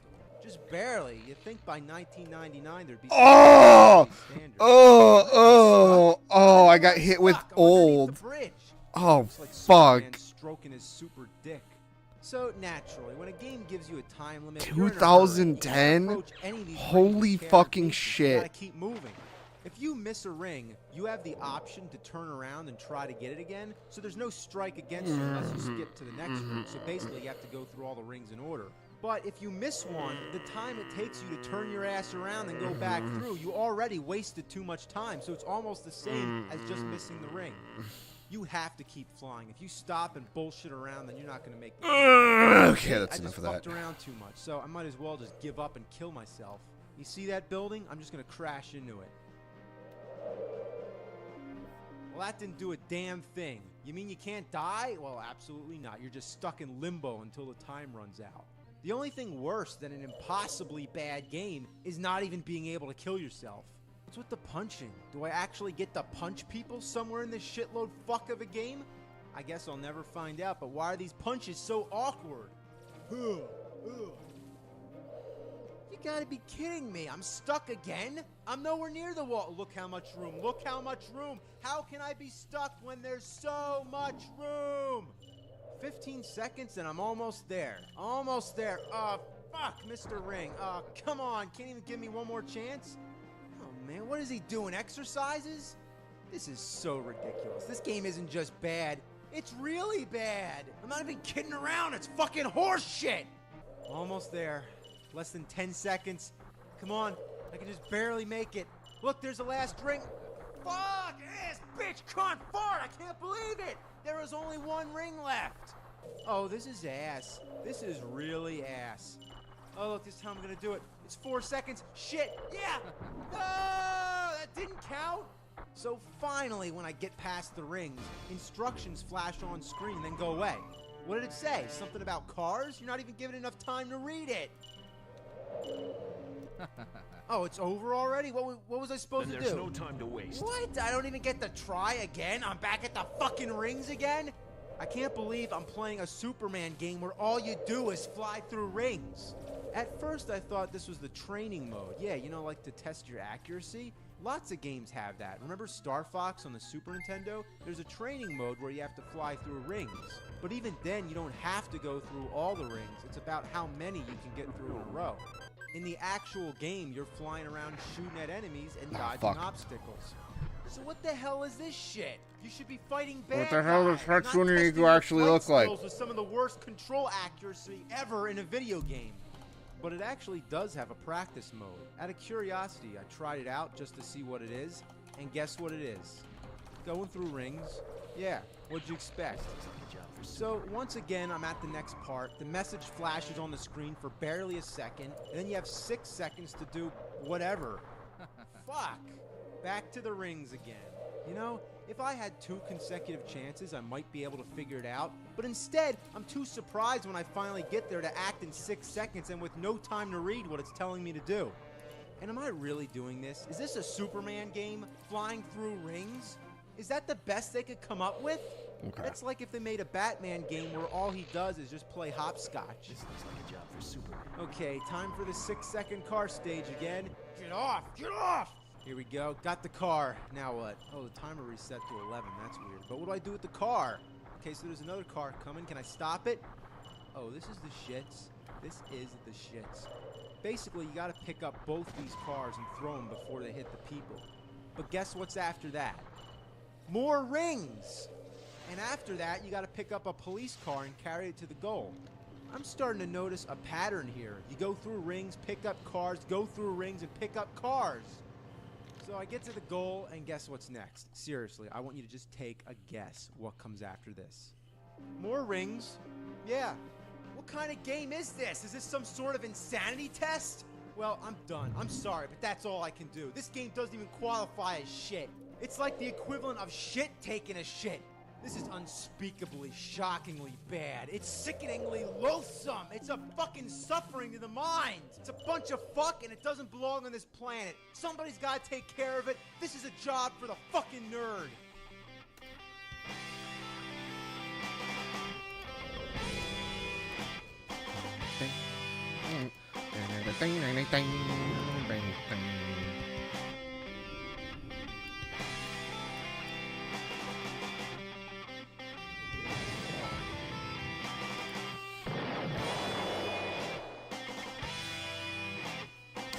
You know, it's easy to make fun of a lot of this stuff, like, that was spawned, for, like, a lot of the tropes and, like, stuff of, like, bad, or not even bad, but just, like, early internet video game content like this. But, like, you could really kind of see how it is very charming. Like, it definitely... I could definitely see a bunch of people going, I want to make stuff just like that. and then just like trying.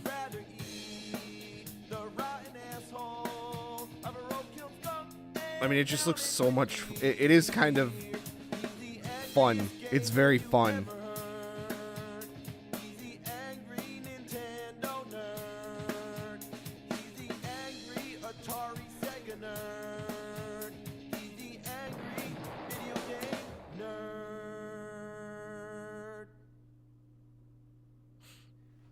All right, let's dig Wait, into was a this the big first? pile of ba- Was this the first episode where he's in the basement? Hang on, we're fact checking this. Rings. The message shockingly. Planet. Somebody's got to take care of it. This is a job for the fucking nerd. Pop this fucker in, turn this those the one home computers from the Man on Commodore 64. Yeah. Ooh, he must have just started moving in, because that Commodore setup's in the basement. Shit, I took the day To make me play this. title the game. Free.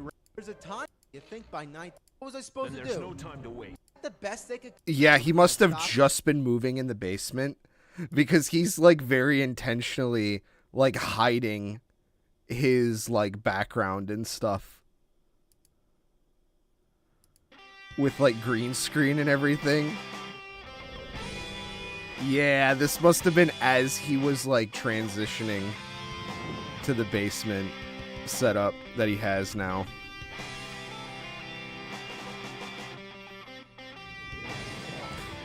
I do love that, like,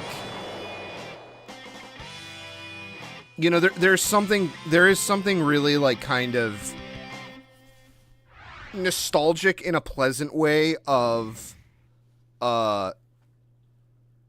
his original room with, like, the white renter, like, landlord special white walls and, like, the hardwood floors. Like, his original, like, nerd room area, like, really reeked of, like, guy who is living in someone else's house. It, like, oh, man, how do I want to say this? So, like, when you're a nerd, right, and you're kind of just, like, into nerdy shit,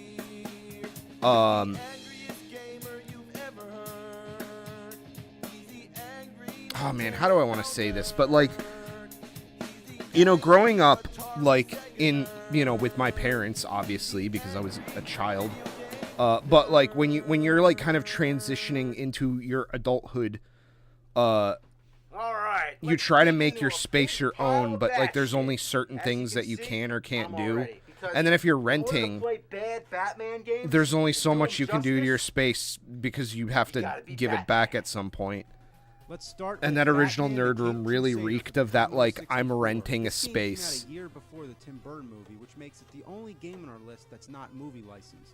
You get a choice to. And there's something about that is very both games seem to be identical. nostalgic for me. Far enough to find out. Every time you exit a screen, another panel pops up. I guess they were trying to make it look like a comic book, but it's just awkward.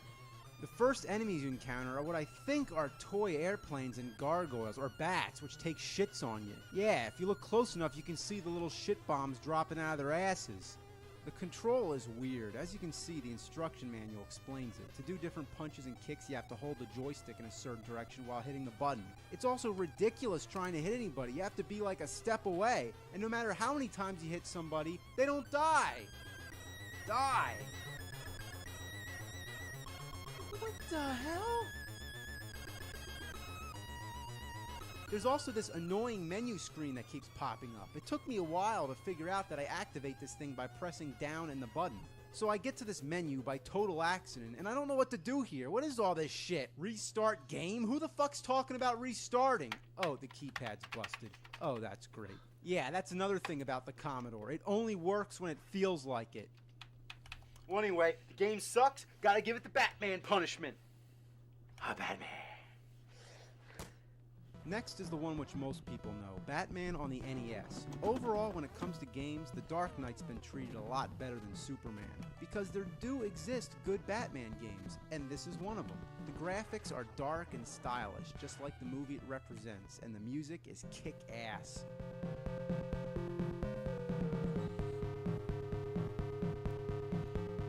gameplay is addicting. You have a punch and a variety of bat weapons. You have a Ninja Gaiden style wall jump, which is something you really got to get used to because as the game progresses, it gets trickier and trickier. There's this one part which I swear you have no choice but to get hit by these spinning gears. Getting up to the Joker takes a lot of patience, and if you actually beat him, you deserve a medal. A good game for the NES library, but a hard son of a bitch. Next up, Batman Returns on Super Nintendo. With the release of the movie sequel, many more games came along to cash in on the franchise. This one's a lot simpler, just a good old arcade-style beat-em-up. It's mind-numbing and redundant, but satisfying as hell. Just beat the shit out of them. There are many versions of Batman Returns, and here's one on Sega CD. It showed off some impressive graphics for the time, like the cinematic shot of Batman behind the wheel and the 3D driving stages.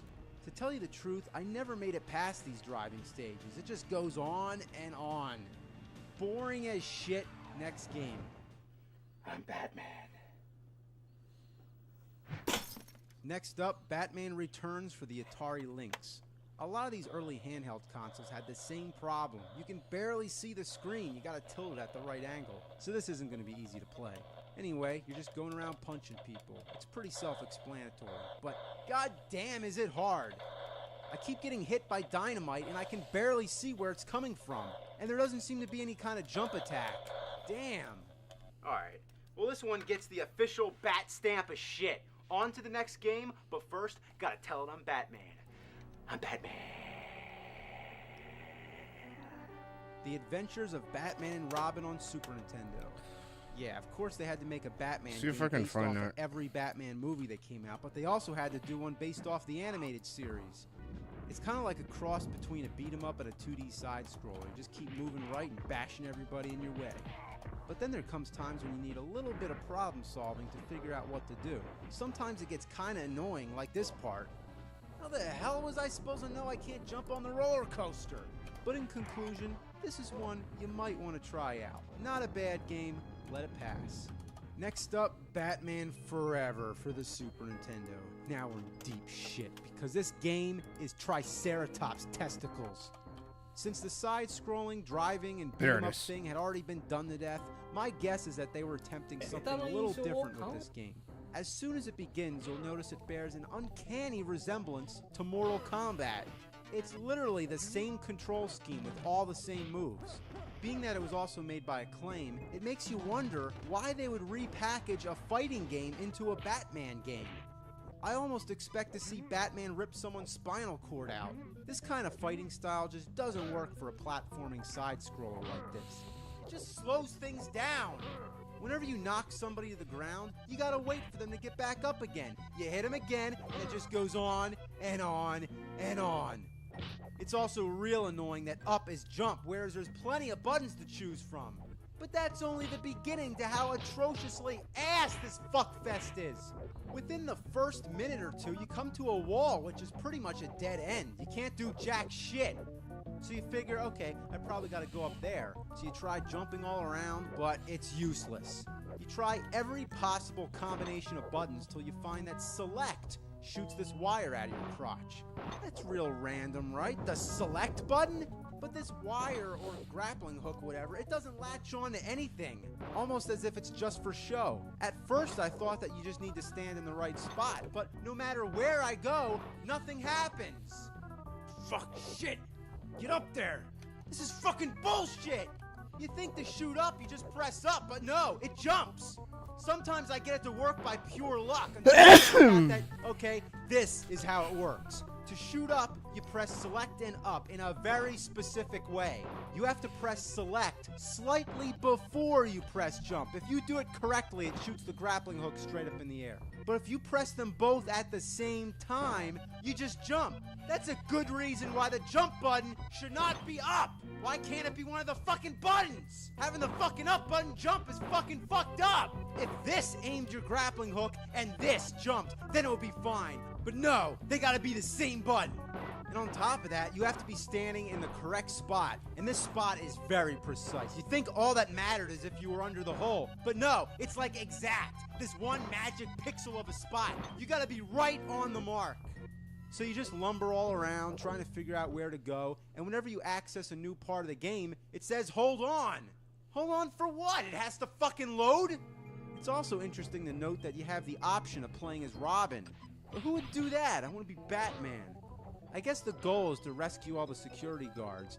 When you untie them, they do this melodramatic sort of pose, like, yay, I'm free! The villains are all stock. It's just guys in flashy suits and guys with chainsaws. Oh, look at that, chainsaw to the dick. Why does it take so long to kill people?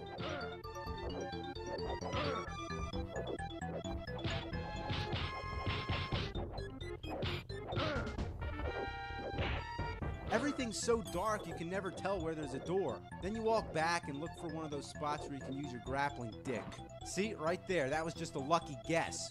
Another problem is the fucking foreground keeps blocking me. It's like, get that shit out of the way. I can't see what I'm doing. Rather have a diarrhea Oh, dump, no. take a lava dump all over Oh, the no. screen.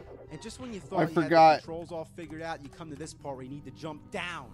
You'd expect to be able to just simply push down, maybe in combination with the jump button. But oh, that's right, there is no fucking jump button. It's up. That would be pretty impressive, to be able to press down and up at the same time. Well, anyway, you try All right, every well, combination fucking imaginable, Saito no and guess Kimikyu, I what? think, is It's looking down pretty and good so R. far.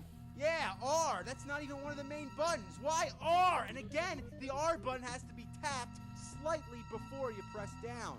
And sometimes there isn't even a hole to tell you where you're able to do that. Why is everything so cryptic?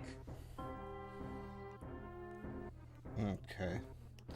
Like, this is fucked beyond belief. Well, now that I've It's like indulged the in the controls dark this side. game are like something you do for a cheat code, not a basic move that you have to do in order to play the game. Why they program it in such an asinine, ball-brained, cockamamie, ridiculous fashion? It's like, geez, there's 4 buttons right in the front of the controller.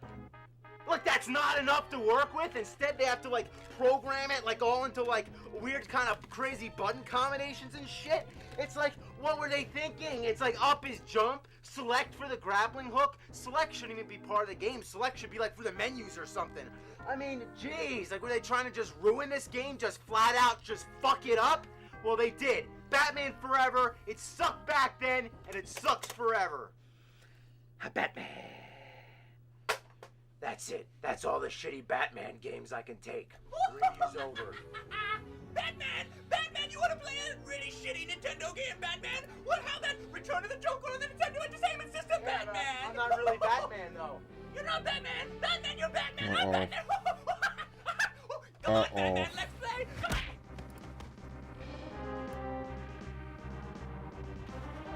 I'm not playing any more shitty Batman games. Yes, you are! Oh, Batman, let me give you a hand!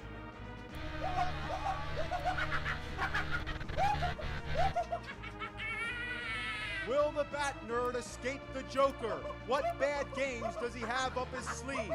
Tune in next episode, same bat time, same bat channel.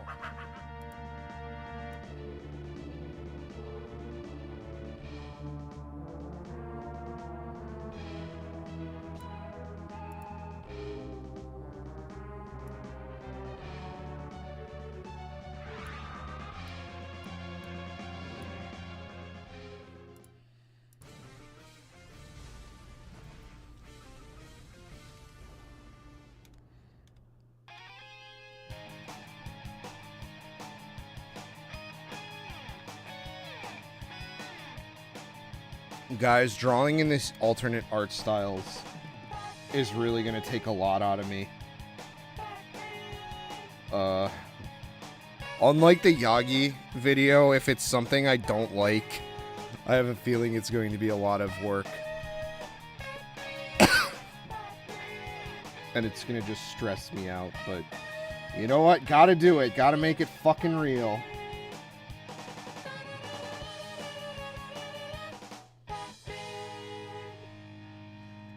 This time, I won't screw it up.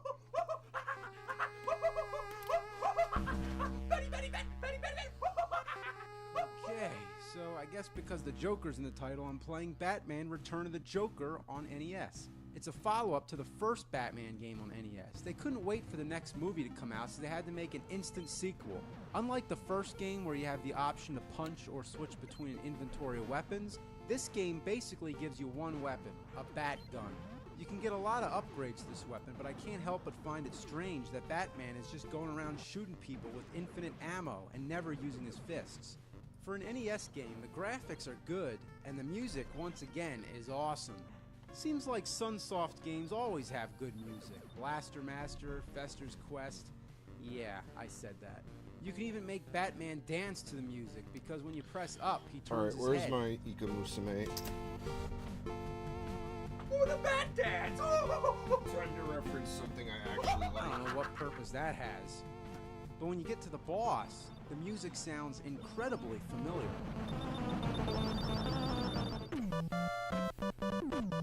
Mega Man 2?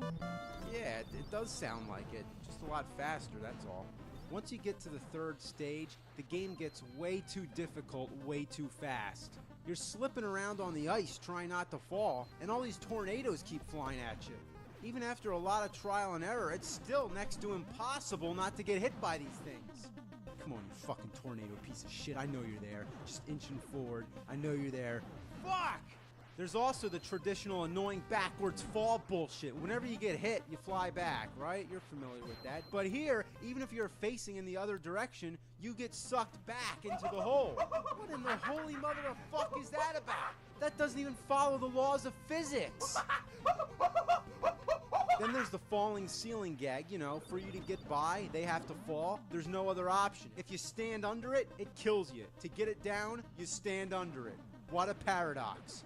Look at this pandemonium. There's a fucking ceiling waiting to come down and kill me. There's a guy throwing an oil drum. If I try to get out of the way, I get hit by these rotating blades and shit. I take the guy down, and then I try to set off the ceiling trap, and I'm dead. Shut up!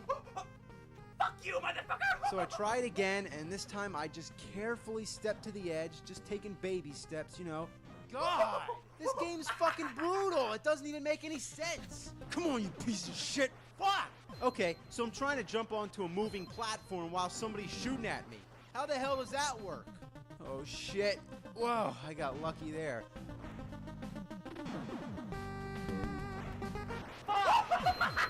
So I'm just going to try to shoot him from across the hole, but as you can see, I can't. I just got to get on there. Ass! One more try. I just can't get hit. Come on, you motherfucker! Ah! Thank God. And how do you like this? You can actually get blocked by a power-up. But he can still shoot through. That's not fair. Oh, it's so unfair.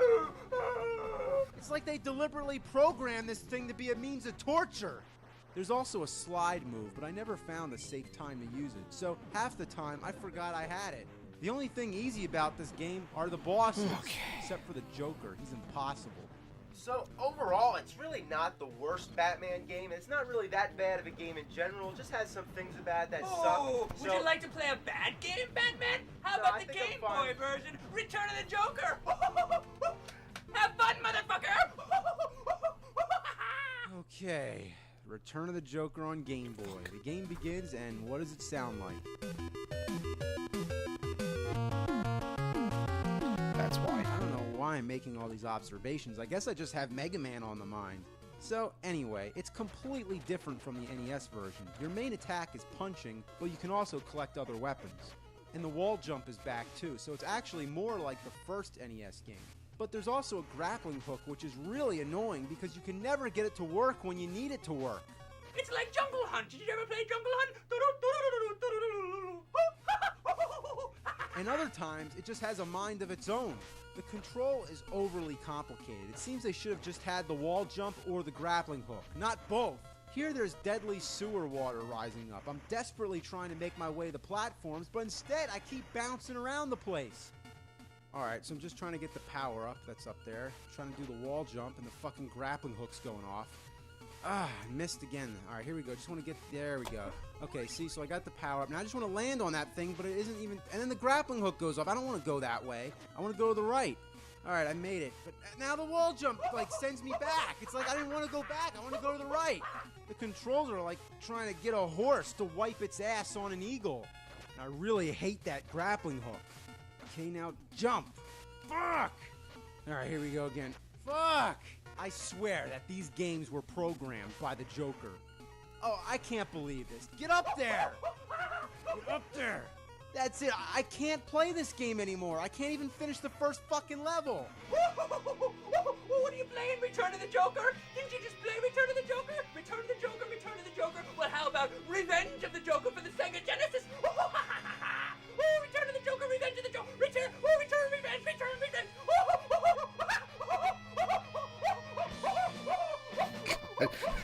Fucking Mike Matei was so fucking crazy. Okay, since it's not Return but Revenge of the Joker. To start off with, it looks promising enough. It's basically a 16-bit version of the He NES did game so Return of good the in Joker. Why does it take so long to destroy the crates? All it is just a power-up. It should take one shot. It's like in Fester's Quest, all those fucking purple blobs you gotta shoot. Oh, so you have a kick? I got it. Alright, kick for the crates and firepower for everything else. What's with the gargoyle statues? You shoot them and get nothing. What's the point? And why does it hurt you to touch them? Batman can't even touch a fucking statue? Then you get these live gargoyle statues, ones that attack. Come on, die. Shoot him in the head and nothing happens. Shoot him down in the midsection, nothing happens. Oh my god. It's like, what am I supposed to do here? I just keep shooting them and nothing happens. Alright, so this doesn't. I'm trying to slide into him, nothing happens. It's like, oh my god, I'm fucking dead. Alright, this time I'm gonna try jumping over. That doesn't work either! I try hitting him in every spot that I can. Okay, so you can kill him? I just don't know how to do it. But, well, you motherfucker! Damn! Okay, so what's with this fucking bullshit? What, do they just die whenever they feel like it? Like, is it a glitch, or is it like some obscure trick that I don't know about? It's just the first level of the game. Again, the first fucking level, and I can't go any further. I've had enough of this catastrophe. The gargoyles, they're after you! I'm sick of this shit. I've had enough of this shit. Come on. No, you're not making this!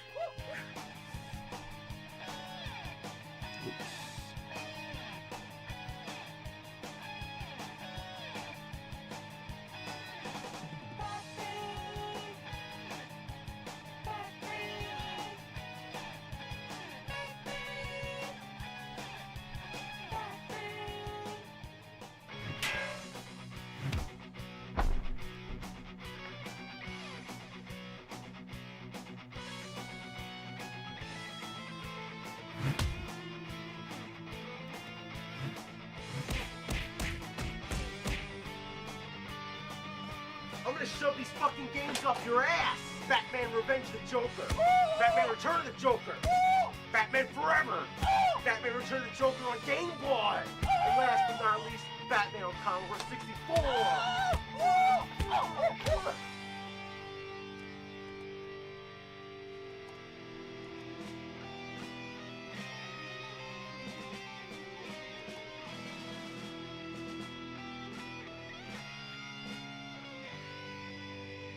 Holy bat shit!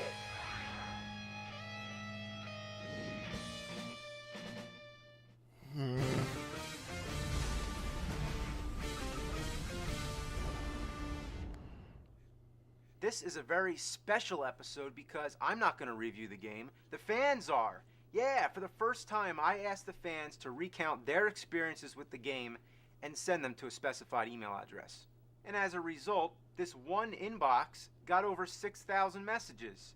So, if you're one of the lucky ones, then I hope you enjoy hearing your words coming out of my mouth. But regardless, thanks for the submissions, thanks for supporting the show. This one's my little reward to you. Enjoy.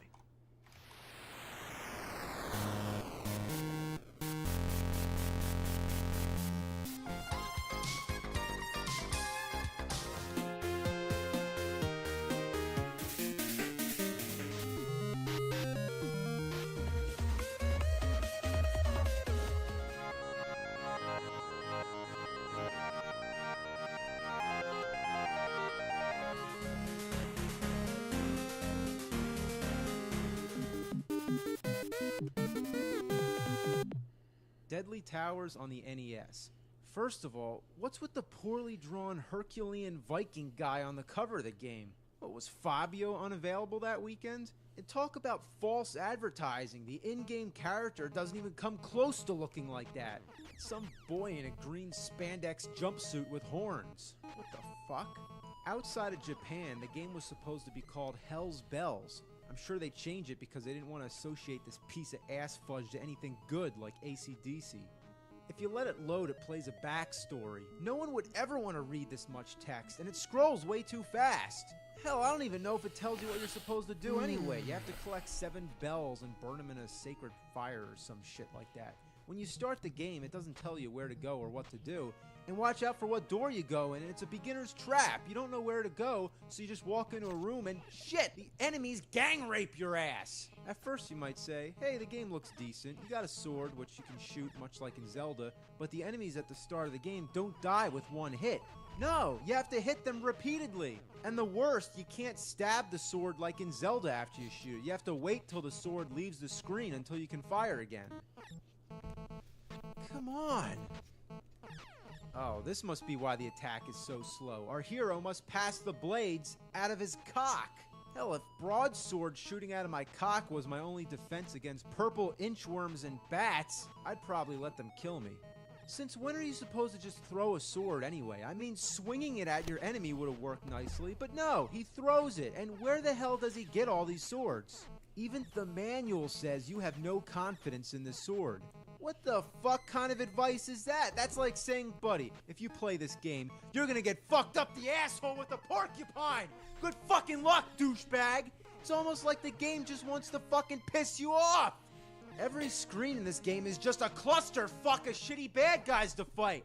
Oh great, I'm being attacked by balls! Blue balls, no less! Oddly enough, they're the hardest to kill for some reason. They take like 20 damn hits! They're just fucking balls!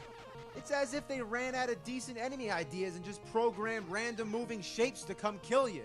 It's like, what the fuck are sprites from Marble Madness doing in this game? My biggest complaint with the game is that there's no in-game map. That'd be fine if you Okay, could distinguish this who time, you are with I'm different gonna backgrounds, actually but everything looks so similar, not it's draw too it all easy on to one get layer. lost.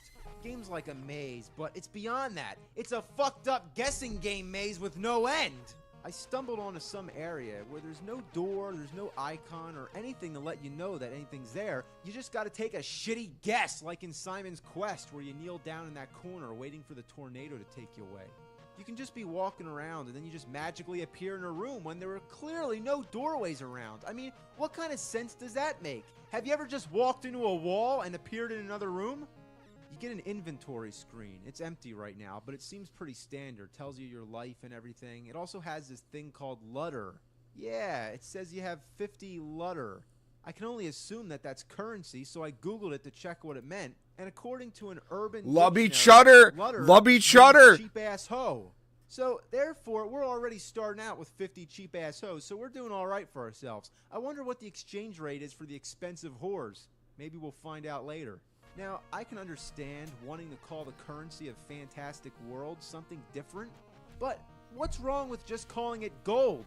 You can find power-ups to make you stronger, but good luck finding a store that'll give you any. They're found in underground dungeons infested with enemies that can kill you faster than you can say game over. Oh, Oops. and the music. The This bubbly isn't sound actually of ripping ass isn't even an adequate way to describe the music in this game. Imagine taking a phonograph machine, submerging it in diarrhea, and wiring it to a horse's ass to use as a speaker. It makes nails on a chalkboard sound like fucking Mozart. And listen to this. See what happens when you go to a different room in the castle. The music starts all over again. It gets really annoying because you're constantly going from room to room, so you're hearing the same part of the music over and over again. What's the fucking deal with the ledges that you fall off of? A lot of the places are really narrow, and it's hard avoiding those ledges. And to top it all off, when enemies hit you, it knocks you back a bit. And more times than not, they send you falling down a conveniently placed ledge. And do people normally spin like that when they fall off of something? whatever. Reminds me of shit spinning down the fucking toilet. When you die, you have to start at the beginning of the game. What kind of shit is this? I honestly don't have the patience to get any farther in this game to see if there's another checkpoint or something. Whenever you die, you get a password. But it makes no sense because no matter how far you got into the fucking game, you start from the beginning with all the passwords. And what programmer decided to put a time limit on the fucking password screen? When they named this game Deadly Towers, they weren't kidding. The last time I saw towers this deadly was when they decided the horses need more fiber in their diets. This game is so fucking hard, it's easier to lift an elephant with my ass while singing Old MacDonald. This game is equal to that of liquid ass butter. Stay away from this horrible piece of shit encrusted fuck. I'd rather suck farts out of a dog's ass. Das Spiel ist scheiße. Dieses Spiel fickt dich hartras das Leben. Well, I gave that a try. Anyway. This game isn't just your average turd. It's the kind of putrid, rancid, disgusting turd that sits in a truck stop bathroom for 20 years until even the flies won't go near it. It's games like this that make me regret ever picking up an NES controller. This game is like a never-ending turd that bends around and goes into your mouth, thus creating an endless cycle of eating your own shit whilst taking a crap, and occasionally puking up the same for all eternity. This is so bad, Satan wouldn't even accept it if you offered it with your soul. I'd rather suck the dried shit out of Chewbacca's ass fur. Fuck this game. No, better yet, don't fuck this game. Don't let your friends fuck it. It's unfuckworthy. This game is just an orgy of ass. This game is a chicken-licking finger-fucking son of a bitch. This game is ball cider. The assholians bow down to this piece of shit. In other words, the game sucks.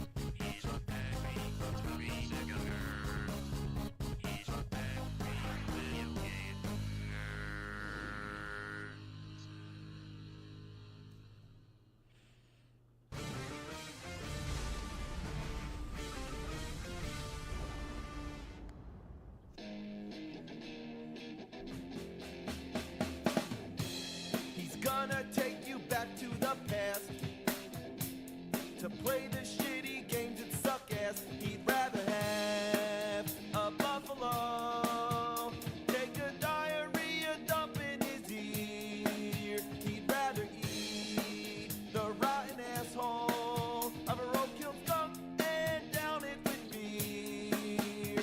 He's the angriest gamer you've ever heard. He's the angry Nintendo nerd. He's the angry Atari Sega nerd. He's the angry video game nerd. Battletoads on Nintendo. Now don't worry, it's a good game. It's actually one of the most memorable games in the NES library. But when it first came out, a lot of people were thinking, what is this, a cheap Ninja Turtles knockoff or something? But it was actually pretty good. Who the fuck are you?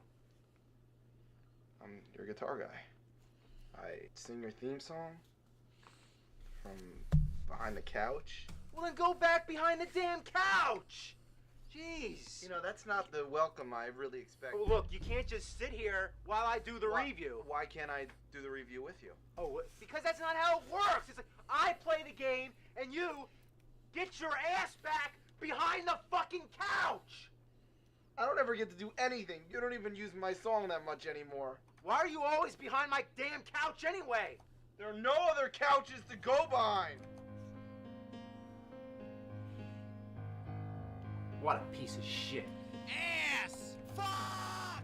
You don't know shit about how fucking shitty this fucking shit is. It's so bad. I love how it's the old footage and it cuts back. It's not even the same I'd couch. rather eat out the rotten asshole of a roadkill skunk than play this game. Cowabunga. Cow a fucking piece of dog shit. This game is diarrhea coming out of my dick. This game is as appealing as a fucking ooze-infested, dirty fucking sewer rat shit. I've had no fun. Alright, fine. You can sit here just this one time. Thank you. Alright? You happy? I'm very happy. Very good. Okay, so anyway, Battletoads on the NES. Put that down. Put it down. Oh, no. Drop it. You can't fucking play the game with me. Why not? Because it's not even a two-player game. Yeah, it is. No, it's not.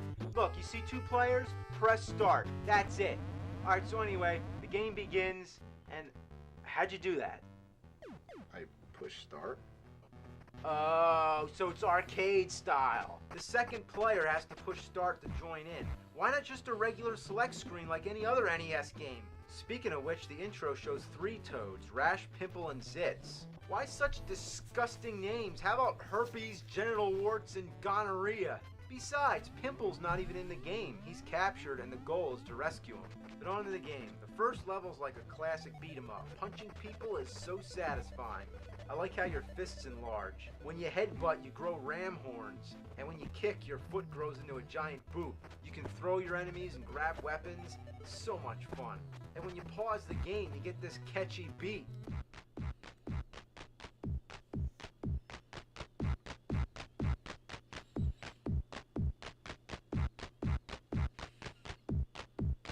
What's the point of that? When you pause the game, it should just be quiet. Get the dragon, hit him. What the hell? I didn't know I could hit you. Get the pig, knock him off. Hey, you killed me! Sorry. Oh, flies, let me get him, No, I need him. Mine. Oh, look, it's a 1-up. Oh, fuck! Yeah. Oh, that's not fair. You kill me and then take my 1-up? Hey, I let you try to get it. It's not my fault you fucked up. It's the boss. Don't get hit, you dumbass. Okay, level 2. You're hanging on strings going down a hole or something. Get the bird. I'm trying. Oh, you fucker! I didn't mean to do it. That's really a problem. You shouldn't be able to hit each other. That's fucking bullshit! Come on, you piece of shit! Ah! What happened? I died. But I didn't die. Oh, that's lousy. If one player dies, you gotta start the level all over. Okay, so we can't hit each other. You take the right and I take the left. Okay. What the hell was that? I said I couldn't stay help right. it. The stupid wrecking ball thing just keeps swinging side to side. Oops, I didn't mean that. You see? Why have an attack like that in a game where you can harm the other player? Ah, fuck! How are we supposed to work as a team when you keep killing me? Level 3. We're real lucky we made it this far. Yeah, pound the guy into the ground. Aw, what the fuck? You get him. You get him. Alright. So awesome. You just pound him into the ground and kick him. Oh, what the fuck was that shit? Alright, now just don't hit any walls, but get the ramp. Get the ramp. Oh, fuck. How'd you miss that? I don't know. Alright, let's try again. Shit. You missed the ramp. Game over? That's game over for you, not for me. I don't know. What? You gotta be fucking kidding me. You died, but we both have to restart the level. Sorry. That's bullshit. That's terrible programming. How is it fair that when one player dies, they both have and my lives aren't replenished? I still have just one extra life. That means I'm gonna die next, and then we're both gonna have to start over again. Watch it. Watch it. I know. What the fuck? I swear I didn't mean to do that. I was just trying to hit the guy. Okay, now this is real important. None of us hit the walls, okay? Jump. Jump. Ah, fuck. Oh, good job. Oh my god. Well, we gotta start all over again. How many lives do you have? Like 2? Well, I guess we're not gonna make it much further. Well, I could just die twice on purpose and then we can both start. No. Fuck that. There's no reason why the game should be programmed this way. And we shouldn't have to stand for it. Oh, the hell with this shit! The hell with this fucking shit! The hell with this banana buffalo wearing bastard bullshit! Yeah, now you're talking. All right. So anyway, Battletoads. I'm going behind the couch. Yeah, you do that. Go bunker yourself from all these like shitty games. Yeah. So Battletoads is not a 2-player game. Having a second player is as convenient as having a Siamese bulldog attached to your anus. It's just like with one player it's hard, but with 2, it's virtually unplayable. He's the angriest gamer you've ever heard. You bet your ass! He's the angry video game nerd.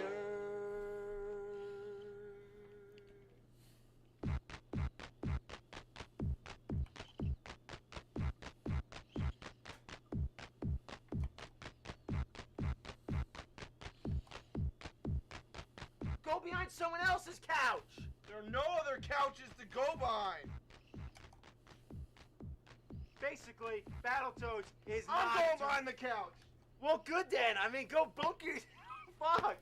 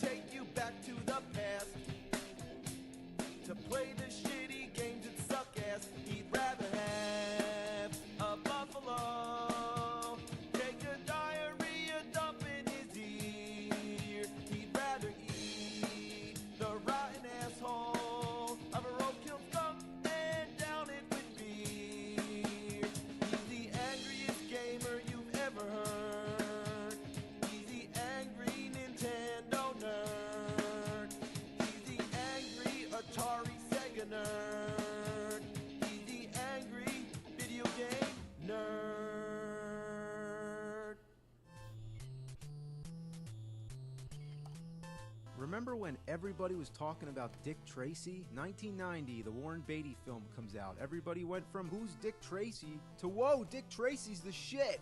It was like a contemporary film noir, stylish with colorful comic book style visuals and an all-star cast. Al Pacino, Dustin Hoffman, fucking Madonna. It was alright, but its popularity was short-lived. I think it was just an excuse for the kids to say Dick. You know, Dick Van Dyke is in the movie. You think that's enough dicks? Like, seriously, when this movie came out, I never said dick so much before in my life. Every kid on the block was running around saying, Dick Tracy, Dick this and Dick that. My dad said, can't you just call him Richard Tracy? And I was like, you know, how is Dick short for Richard? That doesn't even make any sense. It's like Bill and William or Jim and James. But at least Bill and Will rhyme and Jim and James both start with a J. But Richard and Dick? Like, nobody ever says Dickard. But anyway, I'm going to tell you all about the NES game, and boy, is it an experience. Now, I'm just going to give you my impression of it, and I'm not really going to go all out and, like, dress up like Dickard or anything like that. I already did that for Halloween when I was 10. I got a rock. Yeah, I got a rock, just like Charlie Brown. That sums the whole thing up. I was laughing back then, but I'm not fucking laughing now. I was so obsessed with Dickard that when the game came out, I was like, oh boy, I gotta play that. Dick Tracy on Nintendo? That's gotta be a treat. There's no way I could let that pass. But it was just a big disappointment, like a rock landing in my trick-or-treat bag. It starts in the police department where you can either hit the streets, look at your notepad, or look at your mugshots. If you look at your notepad, it gives you your first clue right off the bat. There's a fake $20 bill found near Steve the Tramp's flop house. So in order to solve the case, you have to find the other 4 clues. If you go to your mugshots, it'll tell you where you can find all your suspects. Since our only lead is Steve the Tramp, we're gonna go to him. 5th and B is what it tells us. So we hit the streets and we start driving to 5th and B. Our first problem is trying to steer the car. It automatically puts you in the right lane with no freedom to move around. When you come to an intersection, you're never sure which direction to push on your D-pad. The car sort of like snaps onto the other roads. It's the absolute worst overhead driving control I've ever seen in a game. Yeah, worse than Roger Rabbit. Even worse, you take damage when you crash into other cars, and there's snipers on all the roofs. Just little tiny vague shapes that shoot at you constantly, and by constantly I mean all the fucking time. There's nothing you can do to avoid them. You can shoot straight ahead, but you can't shoot at an angle. There's no way to point the car at the snipers. There's no enemies on the road, so your firepower has no purpose whatsoever. The navigation is also dreadful. You'd assume that you count the street numbers, then travel down 5th Street till you hit B, but that only gives you the vague whereabouts. Every building looks the same, and it's hard to tell where you're supposed to go. And you think there'd be a map screen? Of course not. Anyway, what's this all about? A fake $20 bill? Couldn't they have come up with anything better than that? So you get to 5th and B, you go inside, and then the game goes to a side-scroller mode. What the hell's wrong with Dickard? He looks like he's got a bad suntan. You can use your gun, but it's more amusing to punch the living shit out of people. Bam! Bam! Bam! Oh, look at him go, down the steps. He's still going. What the hell? Were they really trying to be serious with this? So you get to Steve the Tramp, whose on-screen character looks nothing like his mugshot. You have the option to interrogate him or arrest him. If you choose to arrest him, you just get scolded by your superior officer and get sent back to the station. But if you interrogate him, he'll give you some information, which basically tells you to go to the 9th and F pier. But once you leave that screen, you better remember 9th and F, because you're not going to be told again, and Dickard doesn't write it in the notepad. What kind of detective is that? Stupid banana raincoat wearing dick.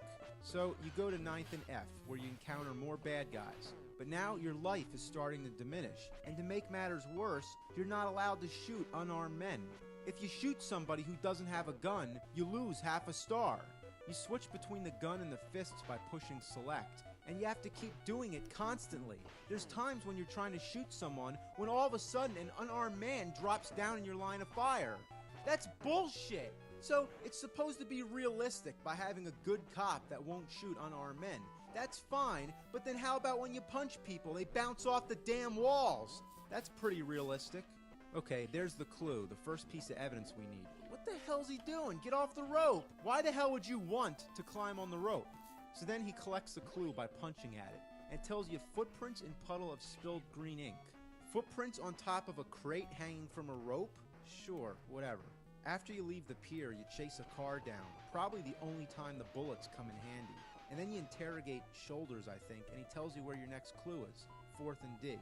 Again, Dick doesn't write it down. He just writes down the clue, which tells us nothing. Shouldn't the clue be in a Ziploc bag or something, and where I'm supposed to go be written on the notepad? Besides, you can't even see the notepad unless you go back to the station. During the gameplay, there's no status screen where you can bring up the clues or anything. Why wouldn't a detective bring the notepad with him? Dumb dick. When I play a game, all I want is the NES, the TV, and the controller. Also, preferably a couch to sit on. But what I don't want is a pen and paper to write down fucking clues.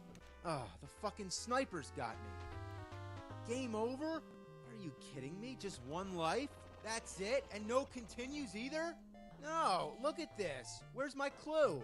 I have to get it again? That's insane. At least you don't have to talk to Steve the Tramp again or Shoulders. As long as you remember where to find the clues, you can skip the interrogation parts. So I get the fucking clue again, and then I'm off to get the next one. By the time I get to the second building, my life is already halfway drained from the snipers. Then I go through another barrage of bad guys shooting at me from every conceivable angle. I get to the damn clue, I try jumping at it, but that doesn't work, so I go back onto the ledge. Can I jump on the ladder? Nope. Well, I'm gonna keep going back until I find what I am allowed to jump on. You can never tell what's a platform and what's just part of the background. Alright, so I'm working my way back to the right, jumping on the crate, the platforms, here we go. Oh, what the fuck? Oh, good lord, now I gotta go back again. Here we go, let's try again. Wish I had a Okay, how Miku does this Dojin work? from If you around jump, this you just time. end up on the platform. And you can't jump straight down, that's ridiculous. So my only way is to just slightly... your mother. Fuck. Fuck. Fuck. Fuck! Could they have put this clue in a more unreachable spot? What? I got it? I've been jumping at it for 5 minutes, and then finally I get it? Like, what did I do different? Anyway, this time the clue itself tells us where to go next, first in H. So I'm on my way over. Oh no!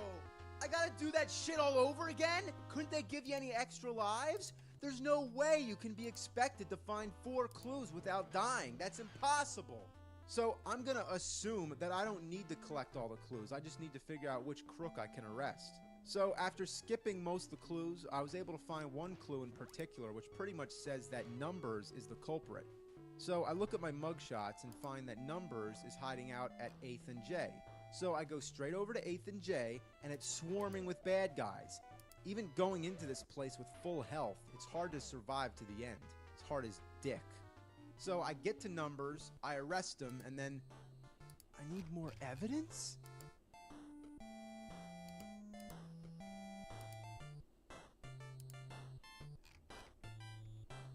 You gotta be fucking kidding me! That's ridiculous! Like, what? Like, you have to travel all around and go to 5 different buildings, 4 to get the clues, and then the last one to arrest Numbers, all without dying once! That's horse shit! And I didn't say horse shit, I said whore shit. Like a whore taking a shit! You know, remember when you were a little kid, it was fucking Friday, you did all your homework, and you rented a game from the local video store. And this was it. This was your whole weekend, this one game. You didn't have anything else to do, so you had no choice but to keep playing that first part of the game over and over and over again. And it's like, you know what? It's like, I want to see the rest of the game. You can't just let the game fucking win like that. So that's why you don't give up.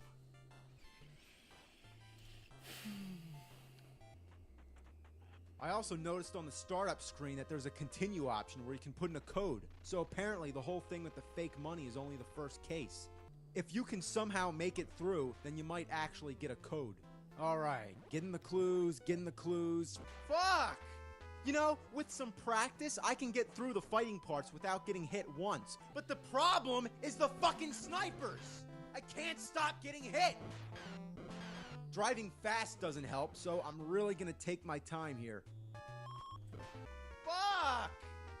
You can't even sneak up on them. They'll just shoot you as soon as you come close. I found out that the only way to kill them is to get out of the car and shoot them. But they're such small targets, and you're never gonna shoot them before they shoot you. You have to stop the car, get out, you end up wasting more time and just delaying the inevitable. They're gonna shoot you. And why does Dick Tracy take damage from the police car anyway? Couldn't it have its own energy meter? Some people have asked, why not just abandon the car and go around on foot? That way you can shoot the snipers faster. Well, guess what? You can't. In order to move to the next screen, you gotta be in the car. You know what also sucks? If by accident you go back into one of the same buildings you've already been in, you can't just go back out. You gotta go through the whole building again just to get to the exit. What a cruel punishment for a simple mistake. This game offers no forgiveness. Sometimes you can't even get into the building unless you park the car the right way. Like if you block the entrance, you try to go in the building, but you end up just going back into the car. Man, could this game get any shittier? Well, I tried really hard, and I've concluded that it's completely impossible to go to all 5 places without dying. I planned the shortest route from each building, since it doesn't matter what order you do as long as you arrest numbers after you've gotten the 4 remaining clues. So my main idea was to spend as little time on the road as possible, but even that, you'll never survive the snipers. It begs the question, are there any health power-ups? And to tell you the truth, I've heard that there is, but I haven't found any, not one. I actually found a heart. Yeah, a fucking heart, but it did absolutely nothing at all. Yeah, a fucking heart that did fucking nothing. So where the power-ups are, I have no idea, but they're definitely not in any of the main buildings. They're probably in some other obscure building that you wouldn't think to go in anyway, and the roof is probably covered with snipers, which defeats the whole purpose of going there. I have another update. I've been informed countless times that the hearts are the power-ups. So if the hearts are the power-ups, why don't they do anything? Well, here's how it works. You have to select the fucking thing. It's called a first aid kit, and then you use it by pressing B, right? No, it still doesn't do jack shit.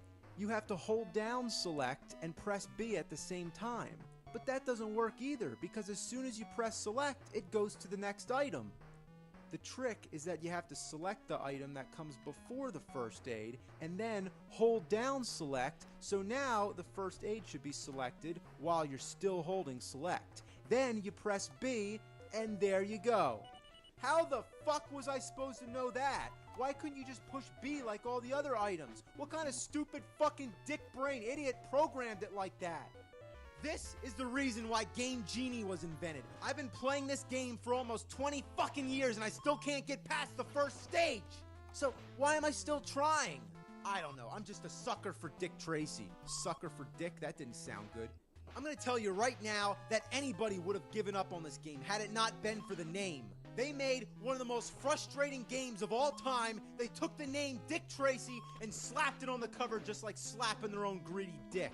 Well, if this game is Dick, then we were the balls. Slapping her own greedy dick and you know, is pretty I really wanted to give it a chance because I kind of liked the idea of finding clues and figuring out where to go. Like it made you think like a detective. But one guy, no continues? Like seriously, give me a reason why there's no continues. Why are there no continues? Why are there no fucking continues? Why? Ah!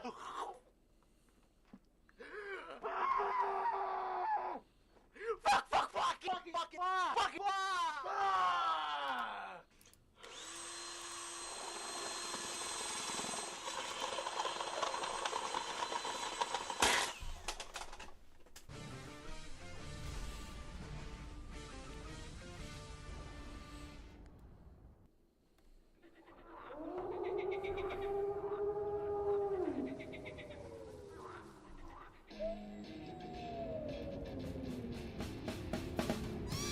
He's gonna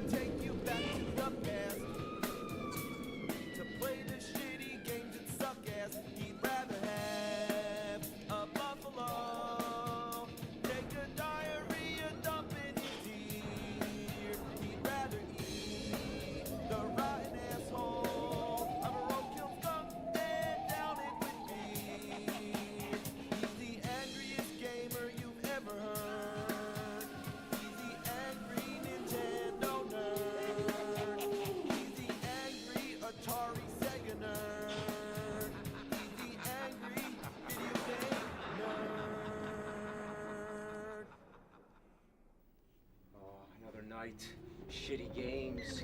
That's all I do is play shitty games, and I have so fucking many I'll probably be playing till the dawn.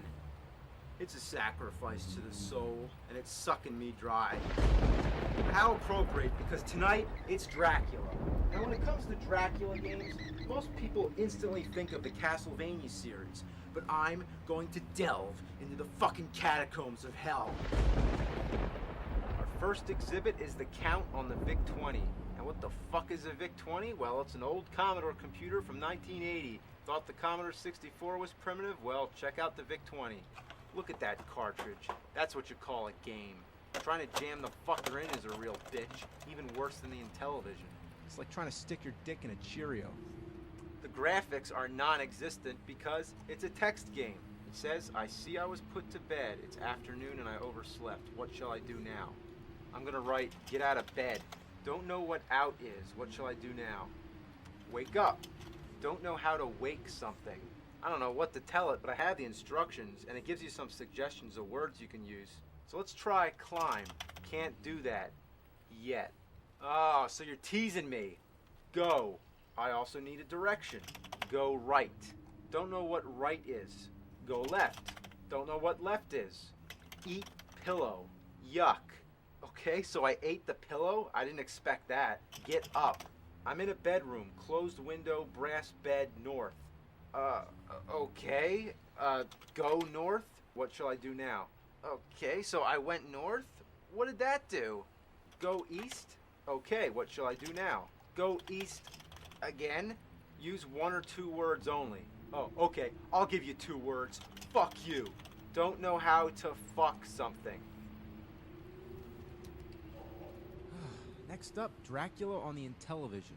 What's cool about this game is that you actually play as Dracula. Now I'm trying it out on the Intellivision too. It's basically just a redesigned model, which you think would be an improvement, but what in the holy mother of ass is this? If the old Intellivision had a simple plug, why does the newer model have a big fat ass AC adapter? Anyway, you leave your grave and you go around sucking people's blood, which is kinda cool. Dracula has a big mouth like Pac-Man. The only thing you can't kill are the wolves and the police who throw wooden stakes. You can turn into a bat and fly away, but then a vulture comes after you. And the only way to kill the police is to transform people into zombies and send them after. But to control the zombie, you have to pick up the other controller while controlling Dracula at the same time. So it's like Raiders of the Lost Ark, you really need a second player. The instruction manual text is pretty funny. You say you're always thirsty, Count Dracula, the police harass you and birds and animals are unfriendly and you're allergic to the sun? Well, my man, I'd say you've got some grave problems. Who would call Dracula my man? Next we have Drax Night Out on the NES. Now this game was never released, so what I'm holding is a rare reproduction cartridge, which is the only way it can be played. There's also a big promotion for sneakers, the Reebok pumps. You play as Dracula trying to leave his castle in the middle of the night to find his lady love Mina. There's a bunch of villagers who kill Dracula by simply touching him. I don't know what kind of sense that makes, but your only method of attack is waving a medallion or shaking some object. I really don't know what it's supposed to be, but if you use it on someone, it hypnotizes them. It may seem simple, but you don't always have this item. Sometimes it works and sometimes it doesn't. I think it has something to do with the blood meter, but I really don't know.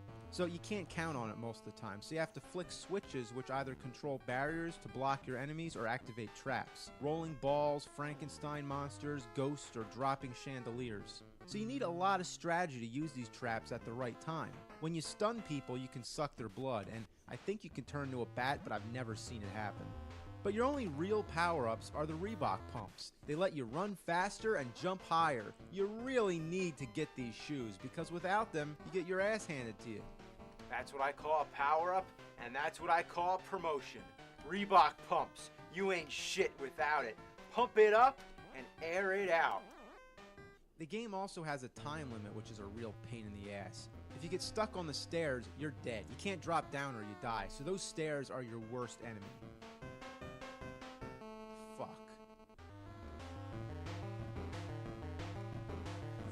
Fuck! Even though it pisses me off, I can't really complain because this game was never released. It's like somebody took a shit and buried it and then someone else decided to dig it up. It's like, what do you expect? Alright, on the Game Boy Color, let's try out Dracula Crazy Vampire. kind of title is that? We know Dracula's a vampire, and he's crazy, sure. Sounds like Phantom of the Opera. Which sounds like Pink Floyd.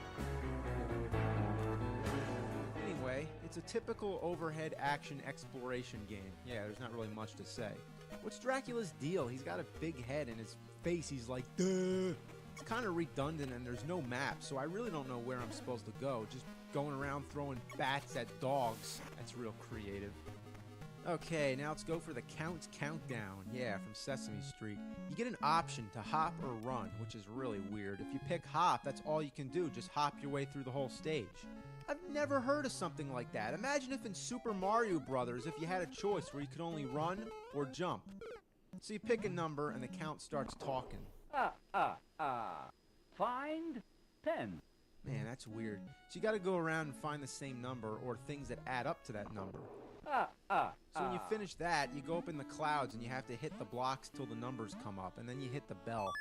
That's about the extent of that. Why am I playing this?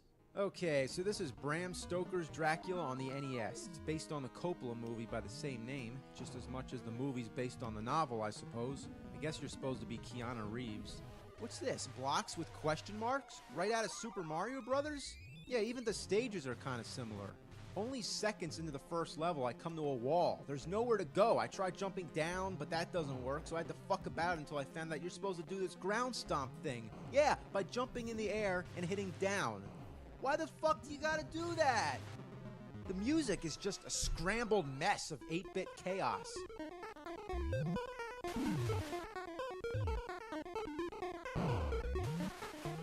I've made it to the first incarnation of Dracula, a shadow that emerges from the wall. There's not enough time to hit him. You can either get out of the way or try to attack. Most of the time I can only hit him when he's going the other way. He's just a pain in the ass. Next we have another Bram Stoker's Dracula. This game was released on both the Super Nintendo and Sega Genesis. Both versions are pretty much the same. Your sword is a joke. It's about as effective as a butter knife. The gameplay is pretty simple. It's your average platformer. You wander all around fighting a boring array of enemies and search the place for an exit. You can't go in the exit until you find some strange old man who thinks about a weapon. Then you can go find that weapon or head straight to the exit. What's that all about? He thinks of a weapon? Can you read minds? Why doesn't he just give you the weapon and say, here, now go to the exit? It doesn't even tell you that part. The bosses are senseless. The first one has this gravitational pull that sucks you toward him. There's no strategy. You'll never be able to get close enough to attack him and avoid him at the same time. So the only thing that makes sense is to stand right next to him and just keep hitting him and hope that he dies before you do. The strangest enemy I've noticed is this green plant thing. It just looks like something's wrong. When I saw another one, I figured out what it is. You see, they're supposed to be coming out of the walls. What's this shit? It looks like it's suspended in the air. Were they too lazy to just flip it around?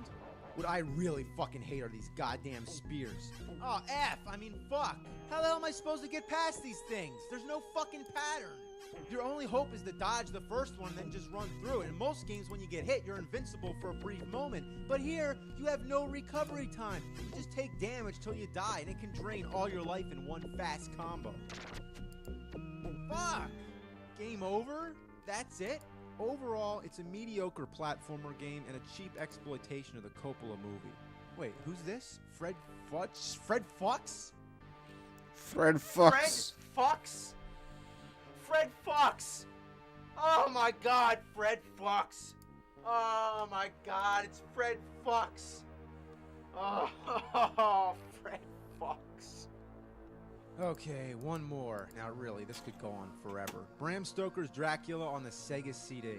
I already commented on this game in my Sega CD review, but it's just so bad.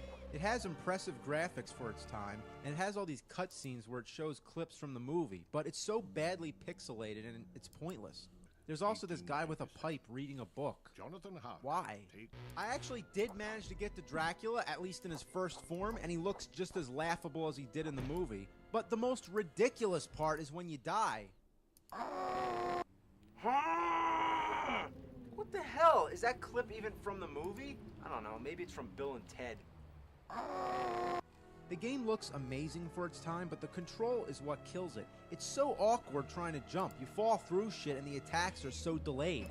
It's impossible to turn around and hit your enemies before they hit you. You just wish you had a whip or a sword or something. I mean, not your bare hands.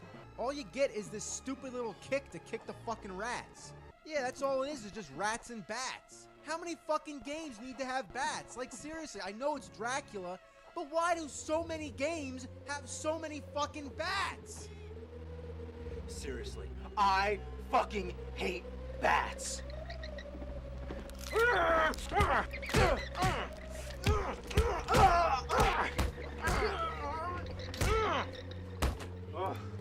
I'm sick of it all. Morning sun, vanquish me.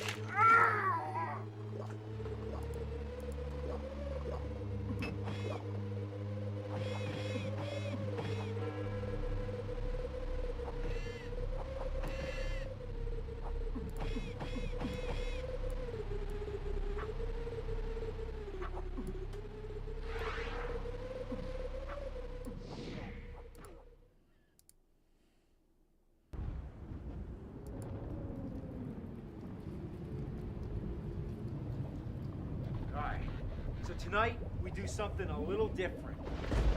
Because I've been torturing myself enough with all these shitty games. So I created a monster to conduct the review for me. Behold, Franken-Nerd. Okay, I could really use another bolt of lightning. Yeah!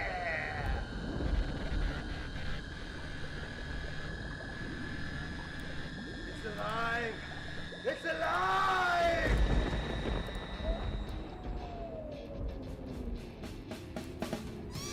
He's gonna take you back to the past. To play the shitty games that suck ass. He'd rather have a buffalo. Take a diarrhea dump in his ear. He'd rather eat the rotten asshole of a roadkill skunk and down it with beer. He's the angriest gamer you've ever heard. He's the angry Nintendo nerd. He's the angry Atari Sega nerd. He's the angry video game nerd. This is a game. Mary Shelley's Frankenstein on Super Nintendo. Game. Good. Good. You bet your ass it's good. Here's a controller for you. Just hit start, knock yourself out. Have fun. Looks like Uncle Fester. Oh, come on, hit him, hit him, hit him. Yeah, you like that game, huh? Go in the building.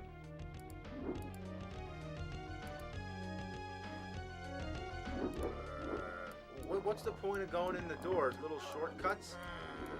Yeah, get the fire. What was the point of that? You gotta ride the elevator thingy? Oh, look, you fell. You gotta get it to come down. Pull the ropes. Come on, where are you going? Like, what are you doing? I don't know where you're supposed to go. Game! No good! Yeah, it's frustrating, isn't it? Alright, we'll play another game. Try the Adventures of Dr. Franken. This one should be easy for you. Check it out. Frankenstein's got sunglasses. Yeah, like they're trying to make him hip for the kids. Frankenstein's cool. Well, actually, since the game's called The Adventures of Dr. Franken, I would assume that you play as the doctor. So why are you the monster? Dr. Franken? What's that, a Hadouken? The Sonic Boom and the Flash Kick? Wow, this game's another Street Fighter wannabe. Here you go in the door. What's wrong? You're pushing the buttons? Are you like hitting every button? You pushing up, pushing down? I don't know, maybe there's something you're supposed to get. I'm sorry, you don't have to play.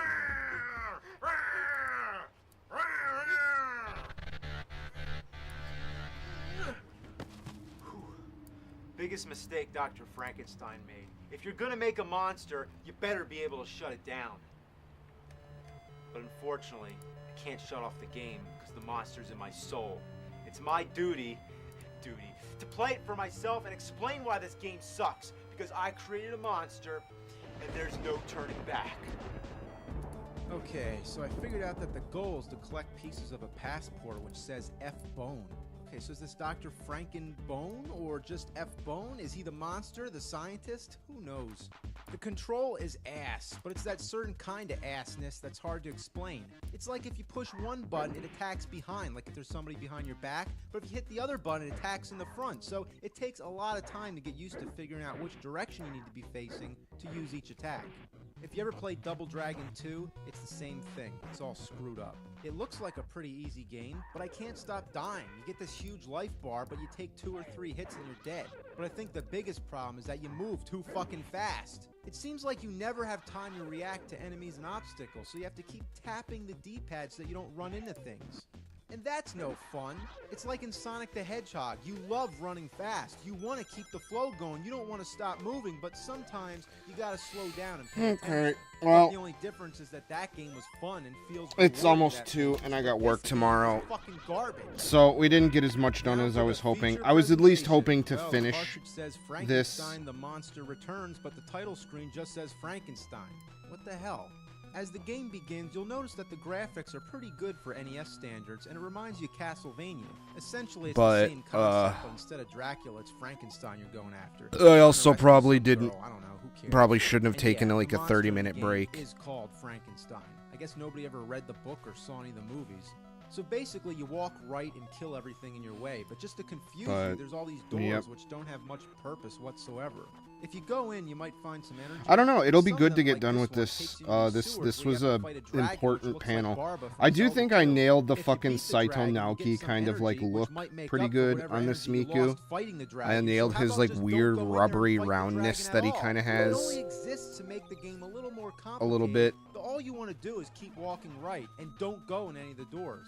Then you get to the stage boss, which is the real. Or at least he has that in some things. I don't know. But here's the real annoying part. When you beat him, a bird comes, and trust me, you gotta kill it. If you let this bird touch you, it carries you back to the beginning of It the depends. stage. His style So kind of you fucking fluctuates gotta go too. through all over again. Sometimes And it's you'd think that sharp, the Reaper sometimes would it's still be not. dead, but no, you have to Sometimes they'll do Reaper certain again, things, and the sometimes they'll bird do again. Every fucking artist is like that, including me, and I Some can't help it. mentor thing, which is the I'm real sorry. stage boss, and then you get a cutscene which is slow and But- drawn out.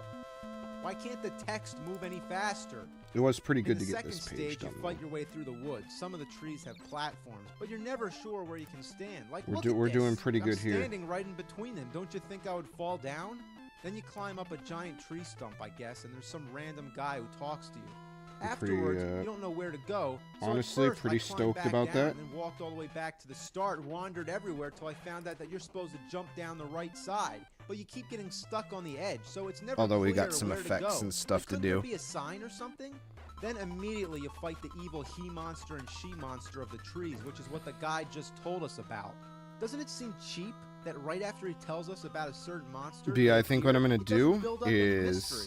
Remember the first I'm Zelda gonna game? finish You knew that you had one to fight panel on Ganon. 12, The and then I'm instruction just manual gonna go talked down about the it, list characters in the game talked about from it. But there at the and time, finish all nobody that. knew what Ganon looked like. And It then I'll make created all another this pass suspense. starting at the But imagine beginning. if they never Although talked there really about it isn't until much to right do in the before you beginning. walked into that room. I have It's to like, do oh, that there's this 1 and monster you gotta 6. fight. Oh, there's the monster. Fight him. Then you come to the swamp. And then we where gotta you work have to on hop 8. lily pads. 9, There's I need barely to enough space to study jump that from one pad fucking to the artist. next. If you miss, you have to fight a merman I mean, there really underwater. isn't that much You to can't swim do back up. The only way to get before out is this to beat the page merman, but outside there's of no real like strategy, so you just keep attacking him and the praying not to two get hit. When you die, 2 you to expect to 3 start right back big at the swamp. sweeping background But no, shots. It starts you off with the merman. Yeah, you don't get a second chance on the lily pads. You have to fight the merman over and over until either you beat him or run out of lives. And you only get a few continues. The only way to pick up where you left off is to enter a password. Yeah, it's pretty good. And then you We're still doing pretty have to good. play the whole stage all over again. Finally, you make it back to the swamp. But that's This gonna do time, it for I'm just me. gonna try to inch my way to the edge Take of it that easy, lily pad. fellas. Oh, fuck! It goes away!